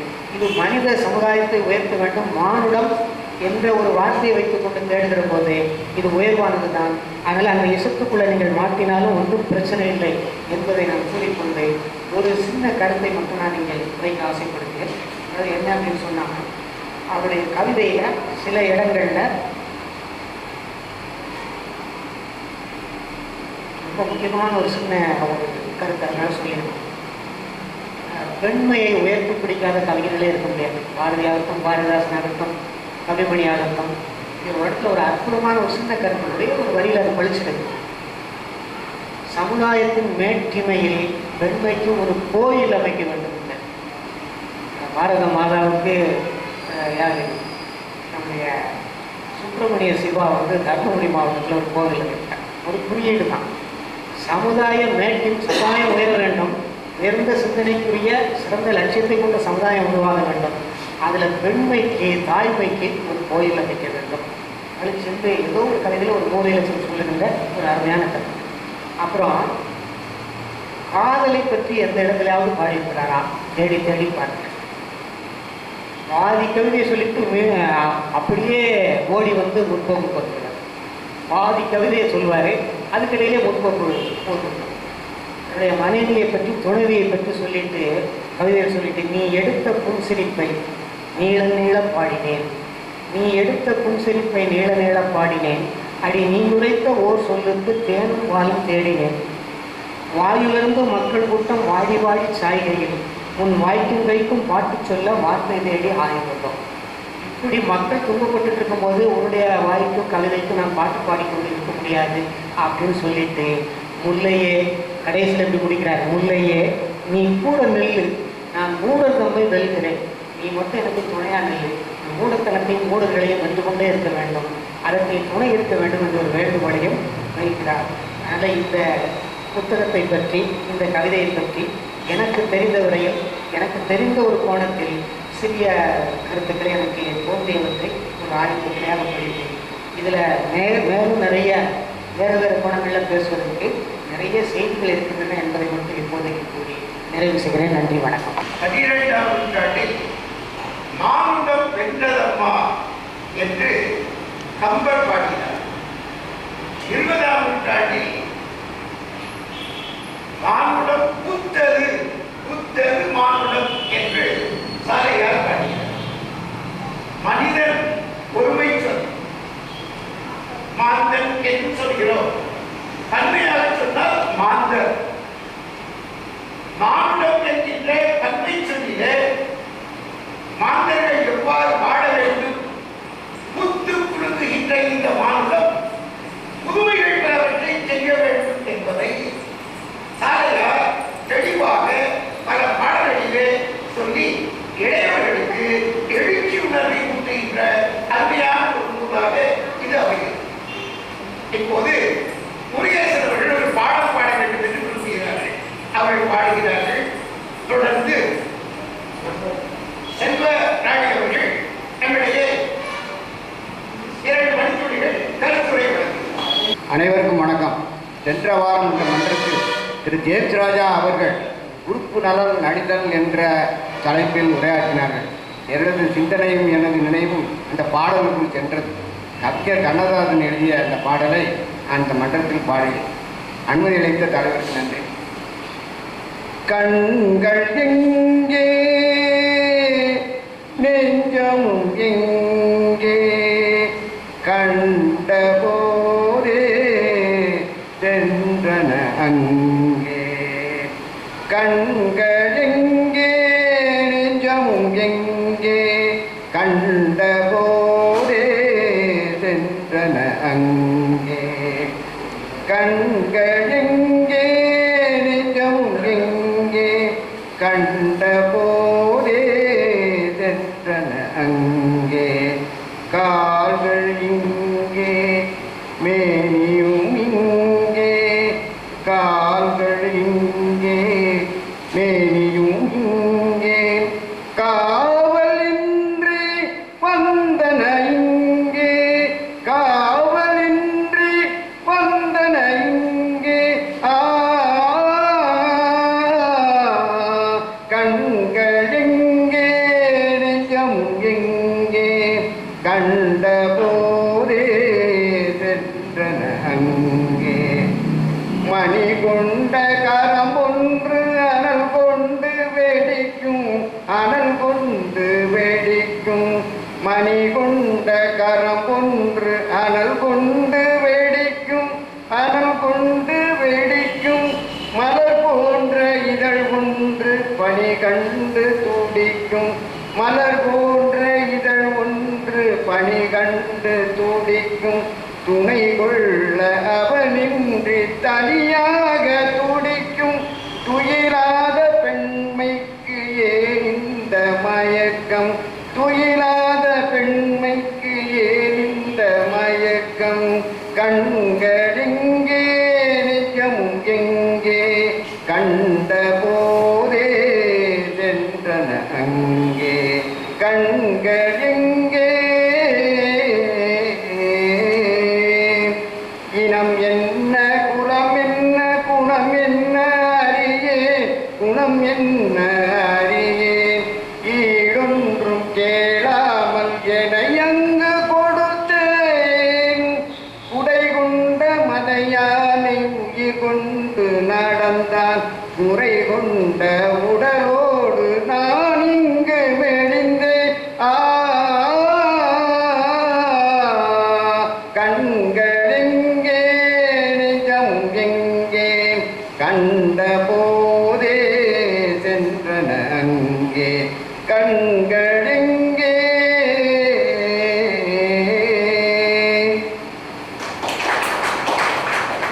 முத்துவேல் அவர்களின் இல்லத்தரசி செல்வராணி அவர்கள் அறிவு சார்ந்த சபையில் சில மணித்துளிகள் பேச வாய்ப்பு கொடுத்த இந்த சபைக்கு நன்றி கலந்த வணக்கம். முத்துவேல் பேர் சொல்லக்கூடாது, நான் சொல்ல வேண்டிய அவர் ஒரு சொன்னதுலேருந்து ஒரு 15-20 நாளாக பார்த்தீங்கன்னா இந்த பேசுறதுக்கு ப்ரிப்பேர் பண்ணிக்கிட்டு இருக்காரு. என்னடா இவர் என்னதான் செய்தாரு, நான் என்ன சொன்னாலும் ஒரு காதலே விடலை. அந்த ஃப்ளைட்டில் ஒரு இயர் பிளக் கொடுத்துருப்பாங்க, அந்த காதில் வச்சுக்கிட்டாரு. நீ என்னத்தையும் பேசிட்டு போ, சண்டே வந்துருச்சு, நீ எல்லாம் மனுஷனான்னு சொல்லி கூட நான் கேட்டேன் என்னையா நீ பேச போனாலும் போனீரு இந்த மாதிரி போனான். ஆனால் இங்கே வந்த பிறதான் தெரியுது இவ்வளவு சரக்கு. ஏற்கனவே நல்ல ஒரு திறமைசாலி, அதாவது கணவருங்கிற முறையில் நான் சொல்லலை, ஒரு கவிஞர்ங்கிற முறையில் சொல்ல ஒரு சிறந்த அறிவாளி ரொம்ப ஆச்சரியமா இருந்துச்சு. இந்த அடக்கமுடைமை பற்றி பேசினாரு. மனம் மொழி உடல் இதுதான் அடங்கி இருத்தன்னு சொல்லிட்டு அது அழகான ஒரு குரல் எடுத்து பேசினாரு. நிறையில் தெரியாத அடங்கியார் தோற்றம் மலையிலும் வானம் பெரிது. அதில் இல்வாழ்க்கையில் இவர் ஒரு 15 வருஷம் என்னை விட்டு ஒரு வெளிநாட்டில் வேலை பார்த்துட்டு இருந்தாரு. அதாவது எல்லாத்தையும் அடக்கி, அதாவது குடும்பத்தை திறந்து ஆசை பாசை தெரியும், நம்ம எல்லாருமே குடும்பஸ்தர் தான், எல்லாத்தையும் திறந்து அந்த பாலைவனத்தில் நம்ம வாழ்றது ஒரு நாள் ஆயுஸ் நமக்கு குறையும். மண் காற்றுலாம் வீசினா பயங்கரமாக இருக்கும். ஒரு நாள் ஆயுஸ் நமக்கு குறையும். அவர் ஆயில் அண்ட் கேஸில் வேலை பார்த்தாரு. நானும் அடிக்கடி போவேன். பார்க்கும்போது தான் தெரியும் இவ்வளோ கஷ்டத்தில் இவர் வேலை பார்த்தாரா அப்படின்னு. அப்போ அவர் தன்னுடைய மனம் மொழி உடல் 5 மொழி தெரியுங்க, இவ்வளோ அடக்கமாக இருக்காரு பாருங்க. 5 மொழி பேசுவார். அப்போ எல்லாத்துலேயுமே அவர் அடக்கமாக இருக்கார். அது எனக்கு மிக சிறப்பாக இருக்கு. அடுத்து இந்த அடக்கமுடைமை குரலில் எனக்கு ஒரு குரல் ரொம்ப பிடிச்சது. ஒருமையில் ஆமை போல் 5 அடக்கல் ஆற்றின் எழுமையும் ஏமாப்பு உடைக்கும். எனக்கு அடிக்கடி ஞாபகம் வரும். நான் ஆசிரியர் அண்ணன், ஏன் ஆமை ரொம்ப நாளைக்கு உயிர் வாழுது அப்படின்னு சொல்லி போனால் ஆமை தொட்டால் டக்குன்னு அந்த ஓட்டுக்குள்ள உள்ளே போயிடும். அது மட்டும் இல்லைங்க, அதாவது முட்டையை கரையில் விட்டுட்டு ஒரு பல கிலோமீட்டர் தண்ணிக்குள்ளே போயிடும். தன்னுடைய மனோசக்தியினால் அந்த முட்டை பொறிக்குமாகும். அதனால தான் ஆமை மனோசக்தி, அதாவது மனத்தை அடக்குறது மிகப்பெரிய விஷயம். அந்த மனத்தை அடக்கி நீங்கெல்லாம் வாழ்ந்துட்டு இருக்கீங்க. அதுக்கெல்லாம் நாங்கள் என்ன செய்கிறோம், தலை வணங்குறோம். நாங்கள் வாழ்றது ரொம்ப பெரிய விஷயம். அடுத்து பார்த்தீங்கன்னா நான் எப்போதுமே பார்த்தீங்கன்னா ஏதாவது ஒரு பிரச்சனை எனக்கு வீட்டுக்குள்ள நான் திருக்குறள் எடுத்து நான் படிப்பேன். அப்போ நான் இவரை முதல்ல வெளிநாட்டில் ஃப்ளைட் ஏற்றி விட்டுட்டு வாரேன். என்னால் தாங்கவே முடியல, ஏன்னா 2 பேரும் ஒன்றாவே இருந்திருக்கோம். அப்போ எனக்கு டக்குன்னு வந்த குறள் 116 பிரிவாற்றாமை. இந்த வள்ளுவர் பெரிய ஜீனியஸுங்க. வள்ளுவர் வாசியை கூட கிட்டத்தட்ட ஒரு அரை நூற்றாண்டு வாழ்ந்திருக்காங்க. அந்த அம்மா இறந்த உடனே ஐயா நான் ஒரு சின்ன ஒரு கேட்கேன், அந்த அம்மாக்காக ஒரு குரல் கூட இல்லையா? அந்த அம்மா இறந்த பிறகு அந்த அம்மாக்காக ஒரு குரல் கூட இல்லையான்னு நான் கேட்கிறேன். இல்லை இல்லை நான் கேட்கிறேன், எதுதான் தெரியல. அதாவது சக்தி இல்லையே சிவன் இல்லைன்னு தான் சொல்லுவாங்க. கிடையாதுங்க. என்னோட பார்வையில சக்தி போயிட்டு ஜீவன் போயிடுச்சுன்னு அர்த்தம். எல்லாரும் சொல்லுவாங்க சக்தி இல்லையே சிவன் இல்லைன்னு சொல்லுவாங்க. ஒருவேளை அது மறுவிருக்குமா என்பதில்லை. என்னோட பார்வையில சக்தி இல்லைன்னா ஜீவன் போயிருக்கும். அதனாலதான் அது பார்த்தீங்கன்னா வள்ளுவர் ஒரு தலைவனை ஒரு தலைவி பிரிஞ்சா எவ்வளவு தூரம் துயரப்படுவாங்க நிறைய பொருள் எழுதியிருக்காரு. அனுபவிச்சு எழுதியிருக்காரு. ஐயோ நம்ம அந்த மனைவி இருக்கும்போது அந்த அம்மா சொல்றாங்க, நமக்கு எல்லாருக்குமே தெரியும், அந்த சோறு வச்சு அதெல்லாம் அந்த அம்மா கேட்கவே இல்லையா. இறந்த பிறகு கூட இறக்கிறதுக்கு முன்னே அந்த அம்மா கேட்டிருக்கு, ஏங்க இப்படி எதுக்காக அப்படின்னு சொன்னா நமக்கு அந்த கதை தெரியும். அந்த மாதிரி வள்ளுவர் ஒரு ஜீனியஸ் தான். அந்த வள்ளுவத்தை பற்றி அந்த வள்ளுவ மேடையில் எனக்கு பேச வாய்ப்புள்ளதுக்கு ரொம்ப நன்றியா. 2 மணித்துளிகள் தான் நிறைய குரல் இருக்கு, எனக்கு பிடித்த குரல் இருந்து. இனிமேல் பேச வாய்ப்பளிச்சுன்னா நிச்சயமாக நானும் ஒரு கருத்துரை வழங்கலாம் என்று நினைக்கிறேன். இதை விட சிறப்பாக ஆனால் நிறைய என்னன்னா நிறைய கம்பேர் பண்ணி எல்லாமே சொன்னார். ராமரை பற்றி சொன்னார், எல்லாமே சொன்னார். எல்லாமே மனசு தாங்க காரணம். நம்ம மனசை அடக்கிட்டோம்னு வச்சுக்கோங்களேன், நம்ம கிரேட் தான். மனசை அடக்கி வாழ்ந்தோம்னா உலகத்தில் சாதிக்க முடியாது எதுவுமே கிடையாது. இன்னைக்கு நம்ம தொற்றுல எல்லாருமே இருக்கோம். ஆனாலும் நாங்கள் நம்ம தமிழை கேட்கறதுக்காக வந்திருக்க காரணம் என்னன்னா, எனக்கு ஒன்றுமே வராது அப்படிங்கிற ஒரு மன தைரியத்தில் நம்ம எல்லாருமே இங்கே உட்கார்ந்துருக்கோம். அதுக்கெல்லாம் காரணம் நம்ம வள்ளுவருடைய குரல் தான் நான் நினச்சி எனக்கு பேச வாய்ப்பளித்ததுக்கு நன்றி கூறி விடைபெறுகிறேன். நன்றி, வணக்கம். அனைவருக்குமே நன்றி, வணக்கம். உலக திருக்குறள் தகவல் மையம் குழுவினுடைய நிகழ்ச்சிகளும் இன்று நடந்ததுங்க. முதல் நிகழ்வுக்கு 2 நிகழ்வுக்கு தலைமை தாங்கி சிறப்பு செய்த நல்லாசிரியர் முனைவர் வைரா அவர்களுக்கு அனைவர் சார்பிலும் நன்றி. இறைவேண்டல் பாடி நிகழ்ச்சியை தொடங்கி வைத்த அருமை தங்கை பிரபாவுக்கு நன்றியை தெரிவித்துக் கொள்கிறோம். வரவேற்புரை நடத்திய இலக்கிய இளவல் முருகன் அவர்களுக்கு நன்றி. இந்த கூட்டம் இங்கே நடைபெறுவதை பார்த்து மிகவும் மகிழ்ந்திருப்பார் இந்த கட்டடத்தை புதுப்பித்து தந்த புறவர்கள். ஒரு கட்டடத்தை புதுப்பித்து தந்த பிறகு அதை கூடி போட்டு வைப்பது அவ்வளவு சிலவல்ல. தொடர்ந்து நிகழ்ச்சிகள் நான் அவர்களுக்கு ஈடுபடுத்தி கொண்டிருக்கேன். அவங்க பிறந்த நாளில் இருந்து ஒவ்வொரு சனிக்கிழமையும் இந்த கூட்டம் நடந்துருக்கு. இதுக்காக தான் அவர் இவ்வளவு முயற்சி எடுத்து இந்த கட்டடத்தை புதுப்பித்து தந்திருக்கார். ரொம்ப மகிழ்ச்சி அடைவார். அந்த வகையில் கூட்டங்களை ஏற்பாடு செய்து கொண்டிருக்கின்றார் ஐயா அவர்களுக்கு அனைவர் சார்பிலும் நன்றியை தெரிவித்துக் கொள்கிறேன். 2 இளம் பிள்ளைகளும் இளம்பிள்ளையும் திருக்குறள் ஒப்பித்தார்கள். 150 குரட்பாக 2 தடை என்றால் ஒப்பித்தார்கள். 32 இடங்களில் தான் நான் பிரபாவத்தை எடுத்துக் கொடுக்க வேண்டியது தவிர எனக்கு என்ன ஒரு திருக்குறள் முற்றோதல் நிகழ்ச்சியாக தான் இந்த மாதிரி எனக்கு ஒரு உணர்வு. அந்த அளவுக்கு அருமையாக எப்படி பிள்ளைகளை பயிற்சி கொடுக்க வேண்டும் என்பதற்கு நல்ல உதாரணம். இந்த பிள்ளைகளை நல்ல பயிற்சி கொடுத்து இந்த வகையிலே இப்பவே இந்த மாதிரியான ஒரு பயிற்சி இருந்தால் இளமையில் தான் மனப்பாடமே பண்ண முடியும். அந்த வயதில் எவ்வளவு மனப்பாடம் பண்ணுகிறோமோ எவ்வளவு நல்லது. அதை அவர் அருமையாக குழந்தைகளை படைத்துக் கொண்டிருப்பார்கள். அவர்கள் அடிக்கடி பேசும் பொழுது பிரபா பேசும்போது அவருடைய பாட்டி வளர்த்து தான் அப்படி வந்திருக்கேன் அப்படின்னா இப்போ அவங்க பாட்டியாக இருக்கிட்டு அந்த பிள்ளைகளை அருமையாக வளர்த்துருக்காங்க.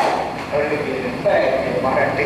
இந்த பிள்ளைகளை இன்னும் நல்ல சிறப்பாக பல இலக்கியங்களையும் நல்ல பாடல்களை எல்லாம் மனப்பாடம் பண்ணி நல்ல சிறப்பாக வரணும் என்று அனைவர் சார்பிலும் வாழ்த்துகிறேன். அடுத்தது ஐயா முத்துவேலனுடைய நிலையில் தெரியாத அடங்கியான் போட்டு நிலையில் மாணவர்கள் ரொம்ப அருமையாக நிலையில் தெரியாத அடங்கியவருக்கு அண்ணன் வந்தாலும் அதுக்குள்ள திரையிசை பாடல்கள் அடக்கம் இல்லாமைக்கு என்னென்ன அது மாதிரி ரொம்ப பிடிச்சு அவர் ஒரு கவிஞர் அப்படிங்கிறதுனால கண்ணதாசனை விட்டுட்டு அவர் ஒன்றும் பண்ண முடியாது. இப்போ சமீப காலத்தில் அவருடைய நினைவுக்காக கண்ணதாசனை பற்றிய நினைவு குரல்கள் அதிகமாக வந்து கொண்டிருக்கிறது ஊடகங்கள். மெகா டிவியில் என் காலத்தை வென்ற கவிஞன் அப்படின்னு சொல்லி நம்ம வழக்கறிஞர் ராமலிங்கம் அவர்கள் ஒரு அருமையான நிகழ்ச்சியை கொடுத்துருக்காங்க. இரவு 7 மணியிலிருந்து 7:30 மணி வரை காலத்தை வென்ற கவிஞன். அதில் கண்ணதாசனுடைய மகன் அண்ணாதுரை கண்ணதாசன் அவர்கள் ஒவ்வொரு பாடலும் எந்த சூழலில் எப்படி கண்ணதாசன் எழுதினார் என்ற வரலாற்று செய்திகள் எல்லாம் சொல்லி கொண்டிருக்கிறார். அது கண்ணதாசனை பற்றி அண்மை காலங்கள் இப்போதான் அவர் இருக்கிற காலத்தில் அவர் ரொம்ப விமர்சித்தவர்கள்லாம் இன்று நம்ம ஒவ்வொரு சூழலிலும் நாம் அவரை நினைவு கொள்கின்றோம். அந்த வகையில் நிறைய நீங்கள் கண்ணதாசனுடைய பாடல்களை நினைவுறுத்தது உங்களுக்கு நன்றி. அவர் ரொம்ப ஒரு இசையோடு பாடி நம்ம எல்லாம் பகிர்ந்தாங்க. அந்த ஆணவத்தை பற்றி சொல்லும் பொழுது அந்த பாரதி சின்னப்பயிர் என்ற அந்த ஈட்டியை பாடிய பாரதி அதற்கு உடனே அவர் அடுத்த பாடலை பாடி எப்படி அதை அந்த கருத்தை திருத்திக் கொண்டார் என்ற அந்த நிகழ்ச்சிகள்லாம் பார்க்க சொன்னீர்கள்.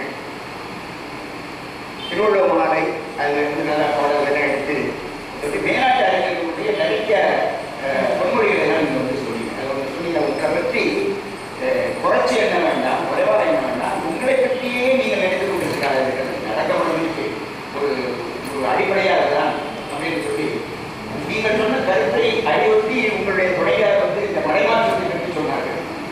ரொம்ப அருமையாக இருந்தது.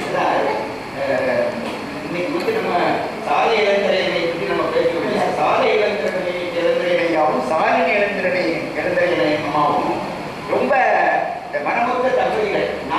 நீங்க மேடை ஏற்பது எனக்கு அதுதான் என்ன நினைவு. முத்துவேலரும் ரொம்ப செல்வராணியும் அப்படி ஒரு அருமையான தம்பதிகள். அவர் பிடித்து போனதை அந்த அம்மா எவ்வளவு பிரிவாற்றாமையிலிருந்து கொடுத்துருக்குறாங்க.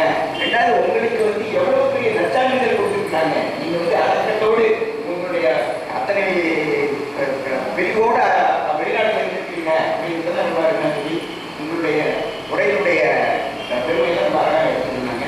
இந்த மனமொத்த தம்பதிகள் நல்ல வீடு வாழ்ந்து நல்ல அருமையாக அவையுடைய சார்ந்த நான் பார்க்கிறேன்.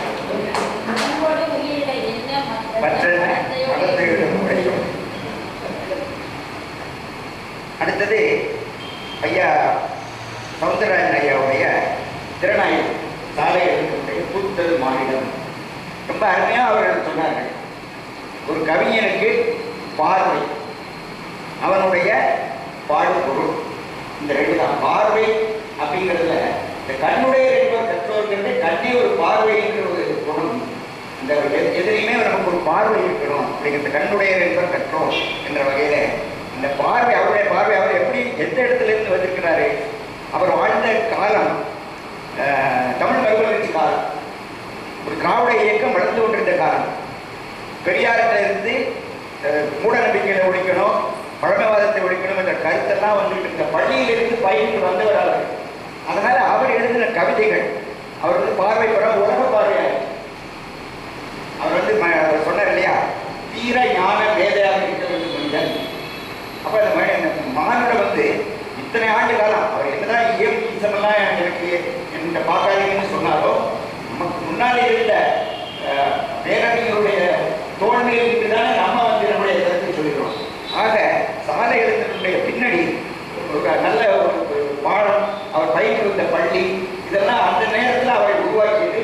அவருடைய கருத்துக்கள் இந்த மாதிரி நல்ல முறையில் வளர்ந்திருக்கு. அதில் அவருடைய எல்லையில்லாத உலகம், இது வந்து நம்ம மோகனராஜ் ஐயா அவர்கள் உலகம் ஒன்றே அப்படிங்கிற ஒரு மேலும் கருத்தை அவர் அடிக்கடி சொல்வார். எல்லையில்லாத உலகம், மானுடம் கூட்ட வேண்டும். இந்த கருத்தை எல்லாம் வலியுறுத்தி ஐயா எழுதிய சாலை எழுத்தினுடைய நூலை அருமையாக திறனாய்வு செய்தார்கள். அது கட்டுரையாக வரும், நூலாக இங்கே வெளியிடப்படும். நமக்கெல்லாம் அதெல்லாம் படித்து மகிழக்கூடிய வாய்ப்பு இருக்கிறது. அவர்கள் மிக முயற்சி செய்த அவருக்கு அதிகமான இன்னைக்கு இந்த நிலையில் தெரியாத அடங்கியான் யாராவது ஒருத்தரை சொல்ல நான் சொல்கிறேன். அவரால் ஒரு நல்ல ஒரு ஆசிரியர் எப்படி இருக்கணுமோ அதுக்கான ஒரு மாதிரியான ஆசிரியர். அப்படிப்பட்டவர் வந்து நிறைய இலக்கியங்களிலிருந்து நமக்கு மேற்கொள்ள காட்டி அருமையாக உரையாற்றினார். அவையின் சார்பில்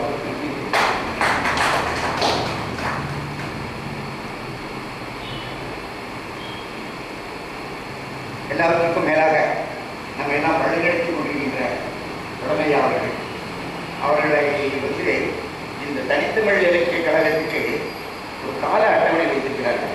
இந்த வருஷத்தில் இந்த 12 மாதத்துக்குள்ள இந்த கட்டுரைகளை எல்லாம் வாசித்து நூலாக்கி கல்லூரி மாணவர்களுக்கு அனுப்பி அவர்கள் அதை படித்து கட்டுரை போட்டு நடத்த வேண்டும்.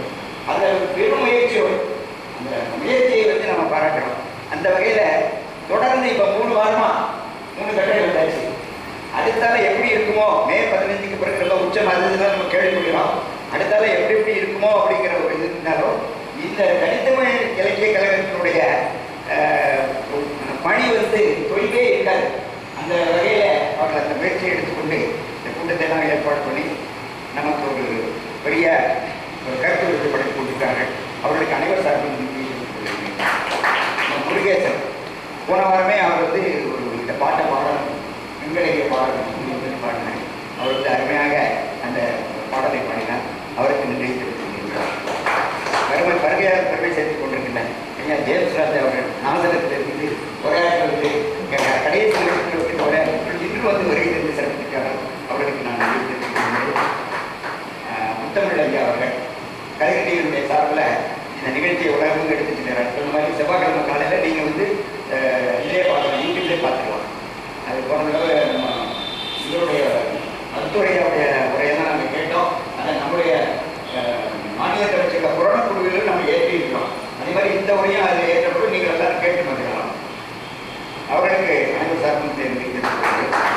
இங்கே வருகை தந்திருக்கின்ற ஐயா கணபதி ஐயா அவர்கள், கோதைமாறன் அவர்கள், நம்முடைய விவேகானந்தர் மன்றத்தினுடைய சுந்தரம் ஐயா அவர்கள் ஆகிய அனைவருக்கும் என்னுடைய நன்றியை தெரிவித்துக் கொண்டு இத்தனை தொற்றுநோய்க்குள்ளும் அதை பற்றி இதெல்லாம் பற்றி செல்வராணி பார்த்துக்க மாதிரி